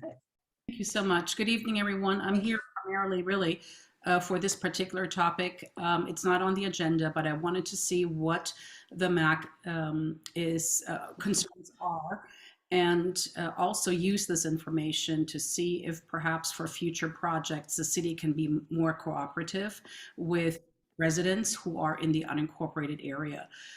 So there shouldn't be any difference in treatment, whether you live in the city or you live in the unincorporated area. So this has been a topic about which I was emailed, and I wanted to see how everybody felt, and certainly hope that we will have more dialogue over this particular project as it moves along and address your concerns. And obviously the concerns are coming not only from the residents in the unincorporated area, but in the city as well. So I just wanted to state that for this particular topic. Thank you. Okay, thank you. Next, I have a written comment. you want to read it? Yes. I have a written comment from Clint Robert Matkovich. I'm unmuted, right? Okay. It says, I was blessed to have been born and raised in Thousand Oaks. Nearly 30 years ago at the age of 12, I first saw the wetland at the end of Alice Drive. In those days, riparian vegetation such as arroyo willow, sandbar willow, mule fat, tule reed, and spike rush grew thick on the land.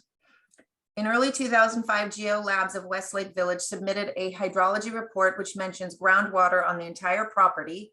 Boring samples in this same report consist of gravels and clay material, wetland conditions. In October 2006, the Maradian family wasted the people's tax dollars on a frivolous lawsuit against Caltrans and the city of Thousand Oaks. They alleged that marsh-like conditions existed on the land, not from natural causes, but rather from the city and Caltrans. The suit says Borchard off-ramp work caused water to back up on the property. In January of 2007, Sean Maradian, his father, Nasser Maradian, and an unidentified man alleged to be a lawyer and never spoke a word, confronted me outside council chambers. Sean and his father literally got in my face, being picked up in school years ago. It made me feel as if I was about to be in a physical confrontation. His father would tell me what's right is right.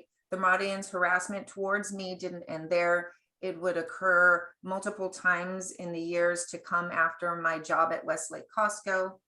Sean and his father would come through my line and tell me not to touch their things, or would stare at me from the food court area. In December 2011, Sean confronted me near the Costco return line, which was bustling with holiday shoppers. He screamed at me because I had allegedly cost him a land sale. He alleged a prospective buyer saw my pictures of habitat and water on the wetland, then backed out. His exact words to me were, you don't think I should sue you for damages? I simply replied no, then stated he didn't want to have to do something if I continued to speak out. I reported him to Costco management. In February of 2018, Sean once again became confrontational at the council meeting. I had just finished addressing the wetland issue and harassment at public comment when he demanded I come with him to the lobby. Thousand Oaks Mayor Andy Fox looked at me in the eye as the city attorney said, keep going. Not one city official or council member said a word to intervene. I went up the stairs and out to the parking lot, never speaking to him afterwards. Google Earth shows historic images going back to the late 80s. These satellite photos clearly show the condition of the wetland. And after June 2006, when Sean started weed abatement, I personally documented habitat loss, photos attached. I have those photos. The Marauders need to stop with their threats, lies, and harassment. My First Amendment civil liberties were violated by Sean and his father, and any further harassment will result in legal action. Clint Matkovich, Pima County, Arizona. Let's see the photographs. Let's see all the photographs, please. Yes, sir. One moment, please. Let me.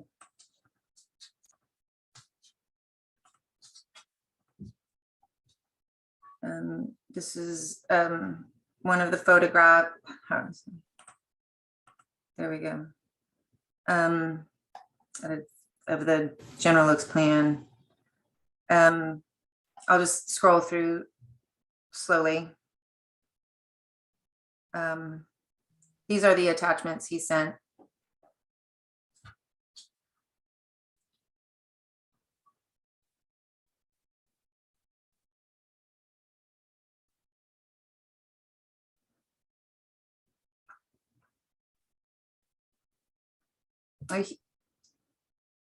Okay. Good. These were submitted for public comment, item 10. Okay, are you able to attach that public written comment to our minutes? Yes, of course. Okay, thank you. Do we have any more public comments for this portion? If you have a public comment, please raise your hand at the bottom of your screen and I'm happy to unmute you. Otherwise, I'm going to request a 2-minute recess. Okay.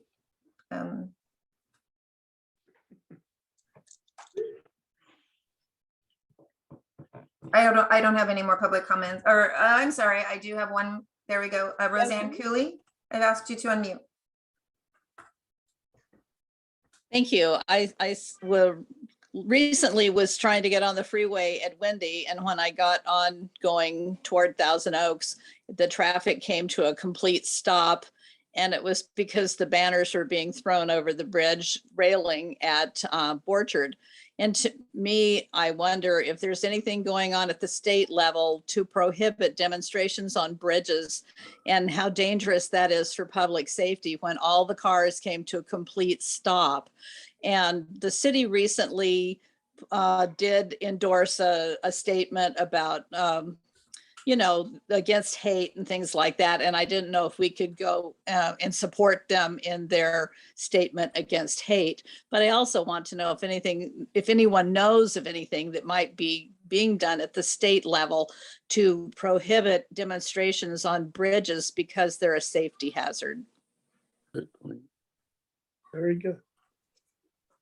I think that's a good question. Can county get back to us on that at our next meeting and see where that is? I agree. It is a good question. As I understand, it is already not legal to affix banners or signs to the outside of the fences or to the fences, and certainly to put them on the outside of the fences. So I know that that is an issue. As to prohibiting protests on the actual sidewalk, that's more of an issue that needs to be addressed because you kind of run up to the ability of free speech. But I think certainly when you're putting things over the fence, as they were doing, that already is a law. But I would encourage the speaker to reach out to their state assembly member or state senator and ask if they can tighten up, if there's something that can be done in that regard. Thank you. I'm going to ask for a very quick 2-minute recess. Sure. I don't know how to recess on Zoom. Well, I can't stop the recording, and I know we normally don't. However, I need to leave the desk for a moment. Or Venice, you could put a sign up maybe. That says, okay. Yeah. we'll be back at 7:45 or 7:50 or something. Does that sound good? Back by 7:45 would be plenty. Okay.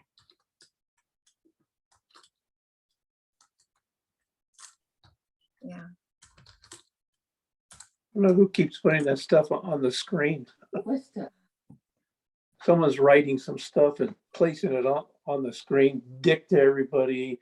Why you Oh, allowing okay. this? You know, I'm still recording, so, well, Well, that's coming up on the screen, and I don't know who's doing that.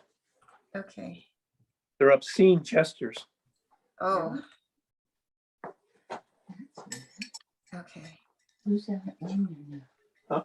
We're on a 2-minute recess. But who was that lady? I'm gonna go ahead What it and, is that a guy wrote a letter to, to public comment, trashing.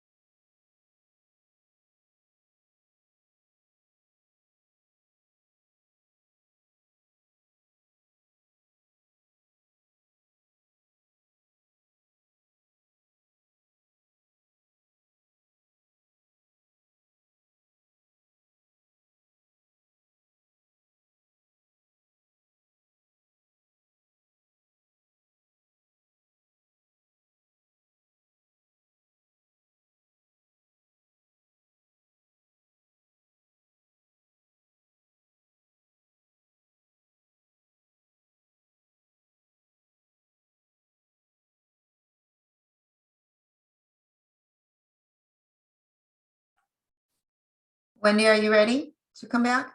Yes, ma'am. Thank you. Okay. I will stop my screen share. I will have the MAC members unmute.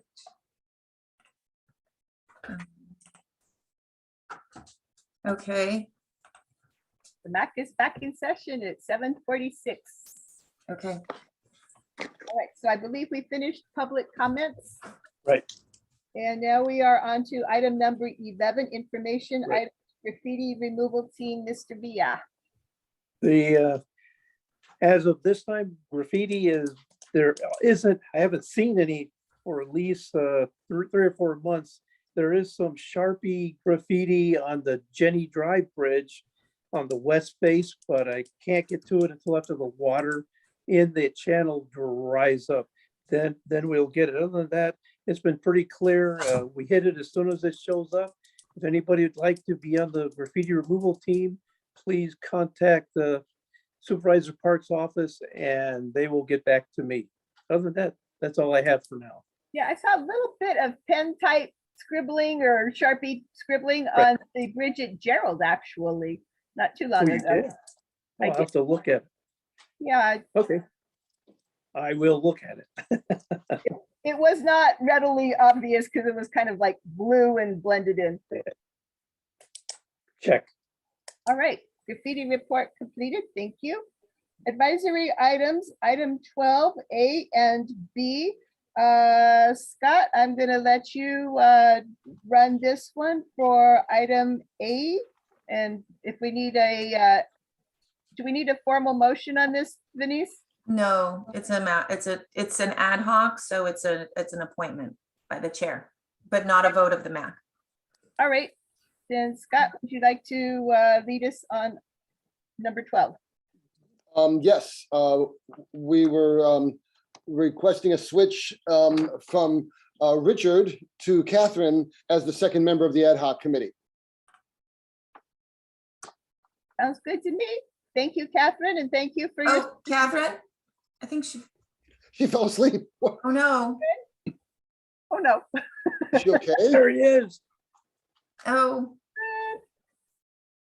Catherine, It's a good switch. do you want to just hold off? I mean, Why don't you go ahead with part 2 of the report and then you can. right, Item I'm A. gonna try and give her a call. Okay, well, all righty. In our last, Sorry, Wendy, Yes. I believe I have a comment on item 12A. Okay. Can we, Sean Maradi, and I've asked you to unmute your comments on 12A. Good evening. Hi there. Can you hear me? We can. is this on 12A? Oh, thank you. Is Excuse me? this on 12A or 12B? No, my question was, I may have a comment on B, but my question was on A. Okay. Is the appointment of this other individual, is she a MAC member or is it just a member from the public can be appointed to this ad hoc committee? She's a MAC member. She was just sworn in earlier in the meeting. Oh, okay. Yeah. I hadn't recognized her. Okay, that was my Okay. clarification. Thank you. Sure. You're It's a welcome. substitution. All right, Scott, would you like to continue? okay, we were, last MAC meeting, we were discussing the rain that falls on the Orchard wetlands this year. And we were discussing how December was an extremely wet month. And we were hoping for a very wet January and February. We did not get that at all. But I do have an update from the Watershed Protection District regarding the rain gauge that is closest to the Orchard wetlands. I'm going to see if I can screen share this now. See if I've got this here. Hang on a second here. I think this is the one I want. Okay, share this here.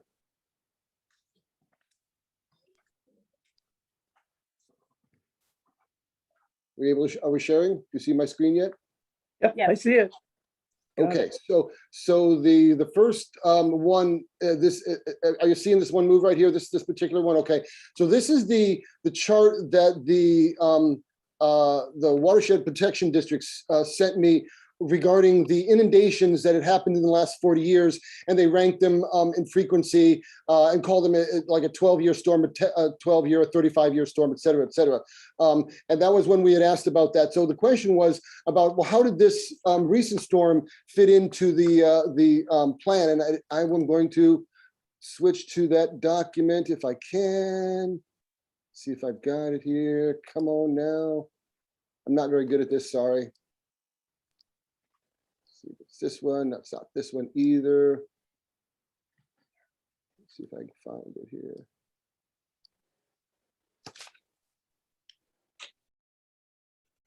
All right.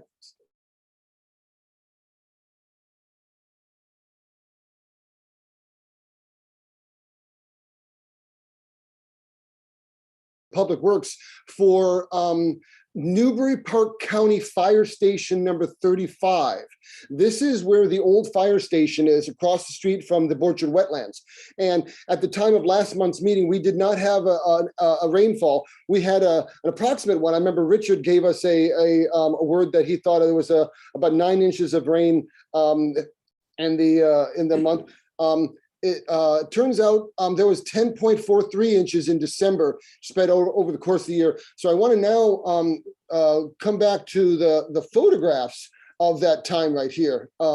See if I can bring this to, to the front here. Is that going to do it with me? So anyway, this is December 31st or December 30th. This is the channel facing west at about or facing east at the Wendy Bridge right here. This is the wetlands looking from about Alice, looking towards the freeway. Got it. This is same basic angle, just to the right towards the channel here. This is the storm drain at this time, as it is adjacent to the wetlands here, and you can see that the wetlands is full. It's doing its job. And here's another shot of the wetlands. This is approximately from the Borchard off ramp there, looking west, and you can see the Conejo grade up in this spot right here, full up. So essentially, the Borchard wetlands was doing what its job is. It was being a flood control channel. It was experiencing an inundation, but this wasn't anything more than just an average, storm system. It wasn't one that made the top, the top 20 or something like that. It was an average storm. Yet there was a lot of water to share with the city here. So the numbers match up now to the actual flood channel thing. So rather than just seeing, we can now quantitatively say that storm, those pictures generated nearly 10.5 inches of rain. Now, what I'd like to do is I'd like to consider the idea of how we can capture this rainfall. All this runoff is like, hundreds of cubic feet per second. And if this is all the rain we're getting in a year, it would be a great way for us to somehow capture this rainfall and make this become part of our thing. And this is something to talk about all over. How do we capture the rainfall? Because we get so little of it. How can we recycle that? So that's going to be a question for our watershed people and the people who are involved in this. But I think that might be one of the approaches for us to look at how to eventually use this particular wetlands for it. I think that, let's see what else I've got to share here. I have some more photographs. Let's go back up. I wanted to share some more photographs here. Hang on.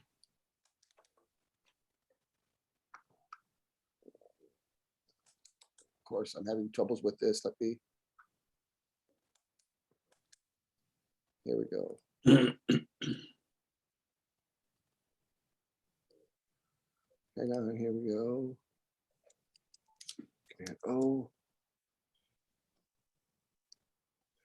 Okay, the person who wrote the letter, Clint Malkovich, also shared photographs with me and a bit more detail about this. This photograph was taken in the Borchard wetlands in 2006. And at the time, Clint was able to identify about a half dozen native species that are in this photograph at the same time it's being plowed down. So I suggest that rather than constantly scraping this particular field, I suggest we let it go back to its natural state. And I bet you if the bills for scraping the surface continually could be saved and let it go back to its natural thing, I bet you natural wetlands would form within a few years. So that is kind of the angle that we're taking on this right here.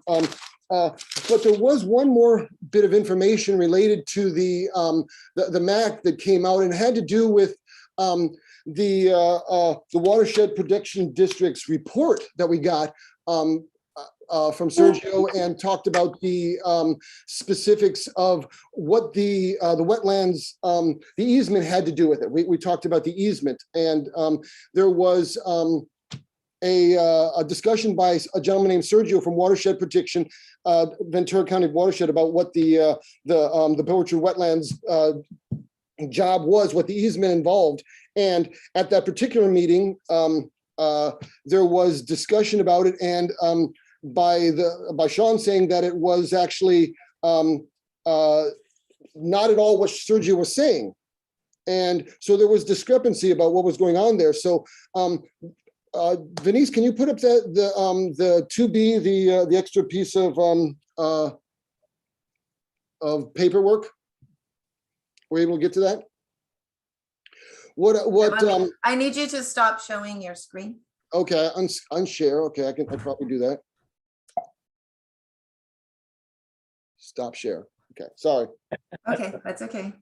I will share the piece that you asked to be included in the agenda. Very good. Well, so when there was this back and forth about what was the what Sergio had said on this particular thing, there was a response from Sergio after Sean had said had disputed many of the things. So Sergio wrote a letter back analyzing exactly what was said during the meeting, and he said that this is what Sergio said. The previous information provided and responses below speak to the inaccuracies in the comments made by Mr. Maradian at the MAC meeting, and we have them listed in order provided. So he goes down bit by bit, listing what Sean had said and what the actual truth was on the issue right here. And at the bottom, it says in summary, the flowage easement is not limited to inundations only to 100-year flood flows or greater. And the flowage easement accommodates flood flows much lower flood frequencies than 100-year flood. And as an anecdotal thing, as evidenced by the pictures I shot of just this year. Apparently Sean took this concern to the city and saying that the information wasn't correct. And did you see what they're saying about what they're saying about the wetlands? And as I understand it, Sean wrote to Neder, who's here now, and to get someone to evaluate it. And he apparently advised, he asked Mo and Jim, please advise if you feel any of Sergio's statements on the attached are inaccurate. He's going to the MAC tomorrow night to talk about it. So apparently Mohammed Fatami looked into the specific complaints of Sean, and I think we have the city's response to that. Can we show that as well? Now, right there. In general, I did not see any inaccuracies in Sergio's statements. However, I found Sean's statements quite imaginative. So what's another word for imaginative? Make believe? Fake? Maybe? But quite imaginative is a great way to approach that. So what I want to know is, how is it that it was not the Thousand Oaks Public Works that responded to this thing? In other words, we had a Public Works question related to Ventura County Public Works. Shouldn't Thousand Oaks Public Works been the ones to respond to this answer? I'm not sure how this fits in here, but this particular bit of information came out. So let us now set the record straight that Sergio's comments were accurate and the city concurs. Okay. Roger that. Does that complete your report, Scott? I'll have more pictures. As I say, I'm digging into the past history, and I hope to share some more pictures of older stuff, and what have you. I'm wondering if you could check as part of the committee with the fire department and see what fire department requires for brush clearance and control to coincide with what you are proposing. Good question. Okay, I can do that. But I think that would be good information for us to have. Plus, brush clearance deadlines usually come up around the beginning of June, so maybe for the May meeting, that could be part of the report. Because we all may have to do a little brush clearance here and there, and it's not just that particular property that may need brush clearance.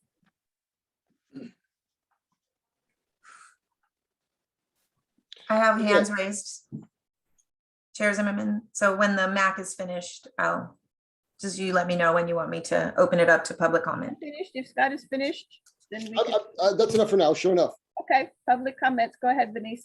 Okay, Nader, I've asked you to unmute. Thank you.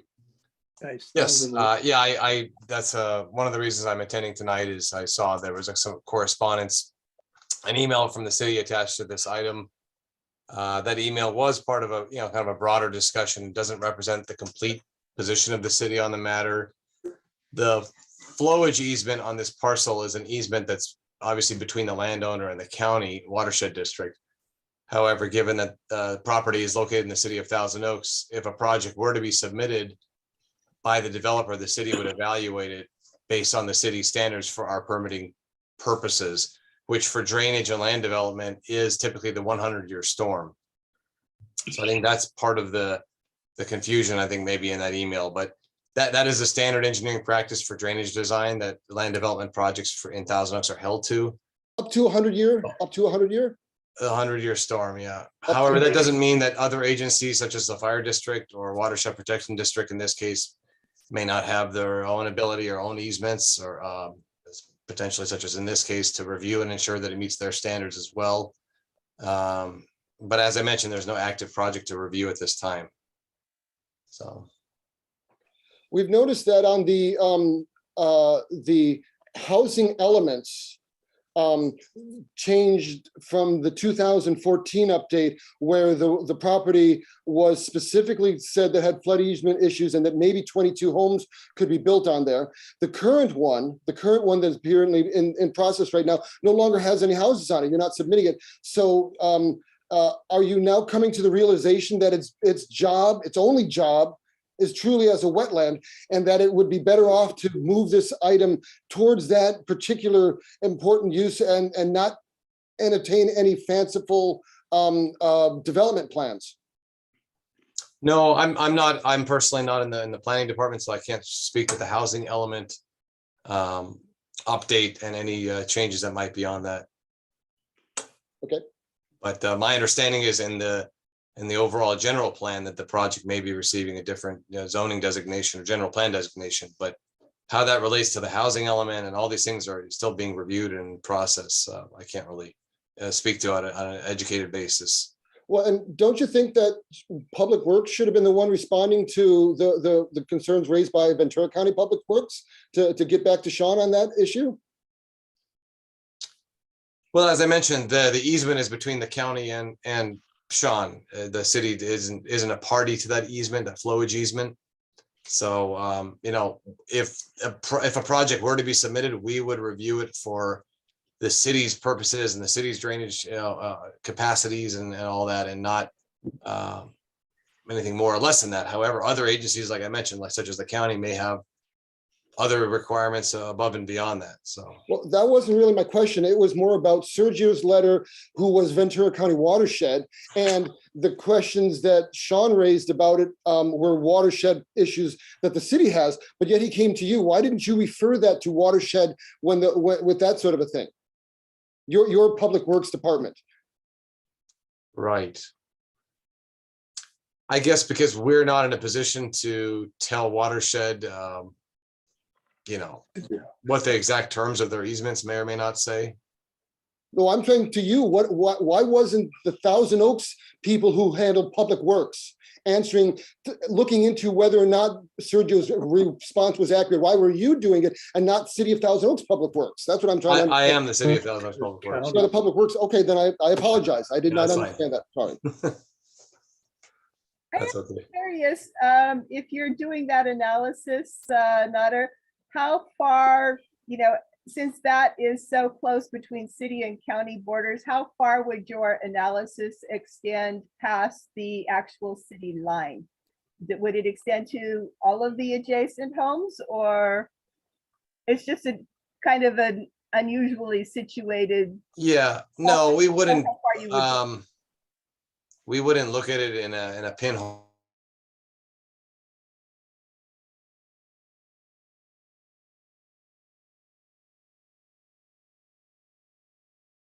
But like as I mentioned, there's no project. There's been nothing submitted. It's Correct. kind of I was just, kind of just curious conjecturing. how you would cope with that process, but that's fine. At the moment, it's not an urgent thing. Scott, is your report complete? It is. Thank you. Okay, we have another hand up for public comment.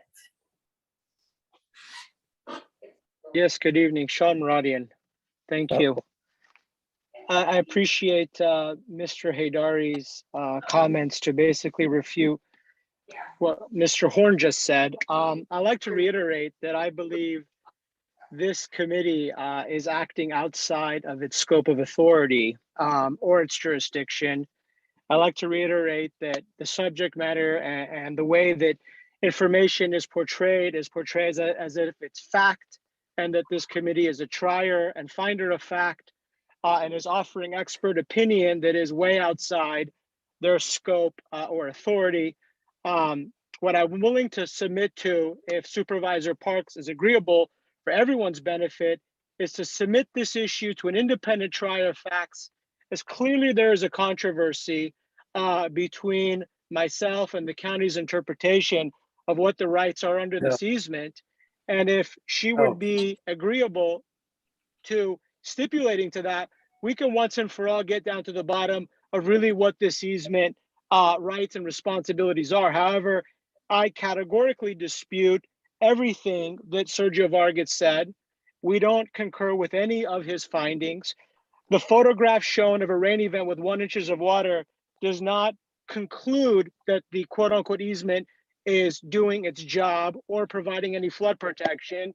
And we do not believe that water for a short period of time and in a short quantity qualifies for any type of wetlands. So my request for this committee, if it really wants to find the truth and stop, mischaracterizing and putting defamatory and very damaging statements out in the community, convince your supervisor to stipulate to a third-party independent trier of facts, which I will stipulate to on the record, and we will be happy to have somebody else evaluate what the rights are under this easement. But for the time being, what Mr. Horn is putting out is 100% categorically false.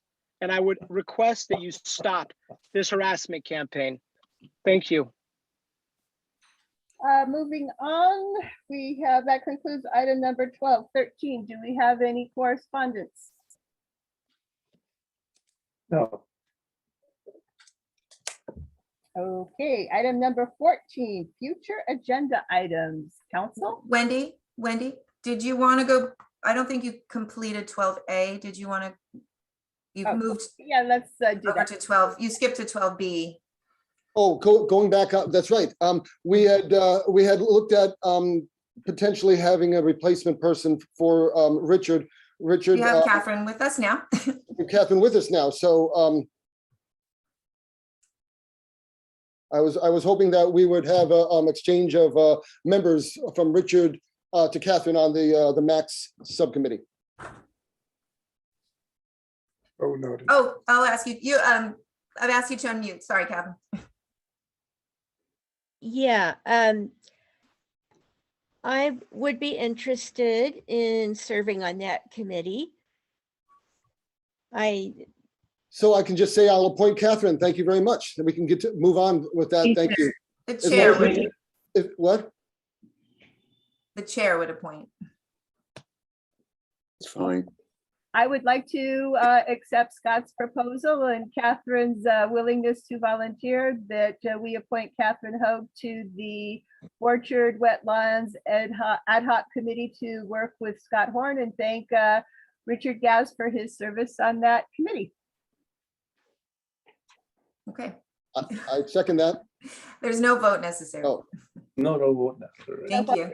Clarifies the change. All right. Thank you. Okay, future agenda items. Do we So have I have no correspondence, right? Yeah. correspondence? Okay. Future agenda items. Hey, Wendy? We got to make sure we would put like the to- gateway back on it. Put the gateway on it. Okay. Put the gateway started. back on it? Yeah, is there a way that, Wendy, is there a way that we can invite the supervisor candidates for Parks, Miss Supervisor Parks' office to come to one of our meetings, and so we can meet them, like Claudia and Jeff and the other candidates? There's 3 of them. Is there a way we can have them put on the agenda, our next agenda, to come to one of our meetings so we can meet them and see what they have to say?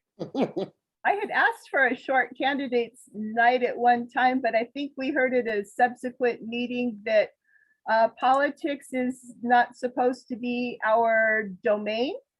And if we wish to go to things elsewhere. Are we allowed to express our opinions separately elsewhere with regard to those races as individual citizens? Yeah, you're right. Your rights as an individual are not taken away when you become an elected or a appointed official. So as long as you stipulate that you're speaking on your own behalf and not on the behalf of the MAC, you're fine. Got it. Okay, so certainly any candidates would be willing to visit us as they are part of the gallery, just like anybody else, but not Right. necessarily for political speechifying, I guess is a way. Darn. Oops. But yes, I think we are Well, all. it's a good idea. It's a good idea, but I see where this is going, so. Yeah, I think we are all concerned and we will all have our various involvements. Unfortunately, we can't have an official MAC candidates night as Okay, part of our gathering. check. I got it. Are we going to put the Gateway back on the agenda again, so we can talk about it as a group? Make sure it's on the agenda next time? I would like to do that. I think it's a good idea. And we'll also keep you updated on the two events essentially that are coming. The one, the discussion from our NPS and others. Also the potential for a tour of the local flora and fauna. Absolutely, I'd love to have that. And the channel walk thing, if we're doing that again, the sooner those dates come, the more sooner we'll publicize those. Yeah, I had the fortunate luck to talk with Julie, who is a supervisor for the channel modification project on Michael. It was quite interesting about how it works and things. And so I wondered if we could have a little ribbon cutting or something when that happens, or invite them to share with what their work does with the MAC in the community. It was quite interesting. Some of it was a little technical past what I immediately absorbed, just chatting with her out on Michael one day, but she was very nice. And it's quite an interesting thing about how the water flows and why it is. And apparently residents on Michael have asked for that channel modification for quite some time for flood control purposes. So I would like to see that go on our agenda for either May if it's going to be done, or whichever one is most close. That's what we're proposing. Right, that would be part of the channel tour, because it would actually go right, Glenn Shepherd let me know it'd go right over it. So you would be right there. And we could talk about it right there. Nothing, but I think it's really good for the community to understand what that work is and does. And we've all watched it for quite some time. So we'll do that. We'll invite the community. Yeah. And we'll keep you advised. Oh, I'm sorry. Eventually, I had brought it up for proposal. I'd like to get it somewhere on our calendar, is having a meeting in which we discuss which streets we might want to lower speed limits on and get that done. LA City has already done that with a lot of their streets. So I would like to see that come up on our agenda, probably comparatively sooner than later. I know there was going to be some checking with county, but if we're going to have increased traffic on Wendy and some of our other streets, I think we should deal with that. I think there's a 5 mile an hour speed limitation on it, but 5 miles an hour might make a big difference in some locations in this community. So I'd like to have an official. And we plan to have that before you. I think right now they're still locking in what the law is, and that when they have that resolved, we'll have it before you, so you can actually have that discussion. Right now, we don't have the parameters until they finish, I guess, clean up on the law. Right. So that is on our agenda to bring to you when we can, as soon as they take care of that. Yeah, I've asked Roads and Transportation already about it. So yeah, well, it's already a done deal in LA City, so I'm sure there must be ways to. It might also be that they're a different type of government organization, like a charter city versus a non-charter or charter county. So that's the information we've been given, is it's not ready yet. Okay. Well, So I want to make residential. sure we don't lose track of that, because I think it's important. no. I I wanted to bring up the idea of, I wonder if there should be at some point, maybe during the summer, a Casa Conejo picnic, which kind of invites the community to get together in a much more informal, casual setting to, meet and come together. That's not a meeting run by anybody and you have to raise your hand to speak, but just kind of get acquainted with the community and check in as a community. I don't know if there's any interest in that. Sure. To look into that.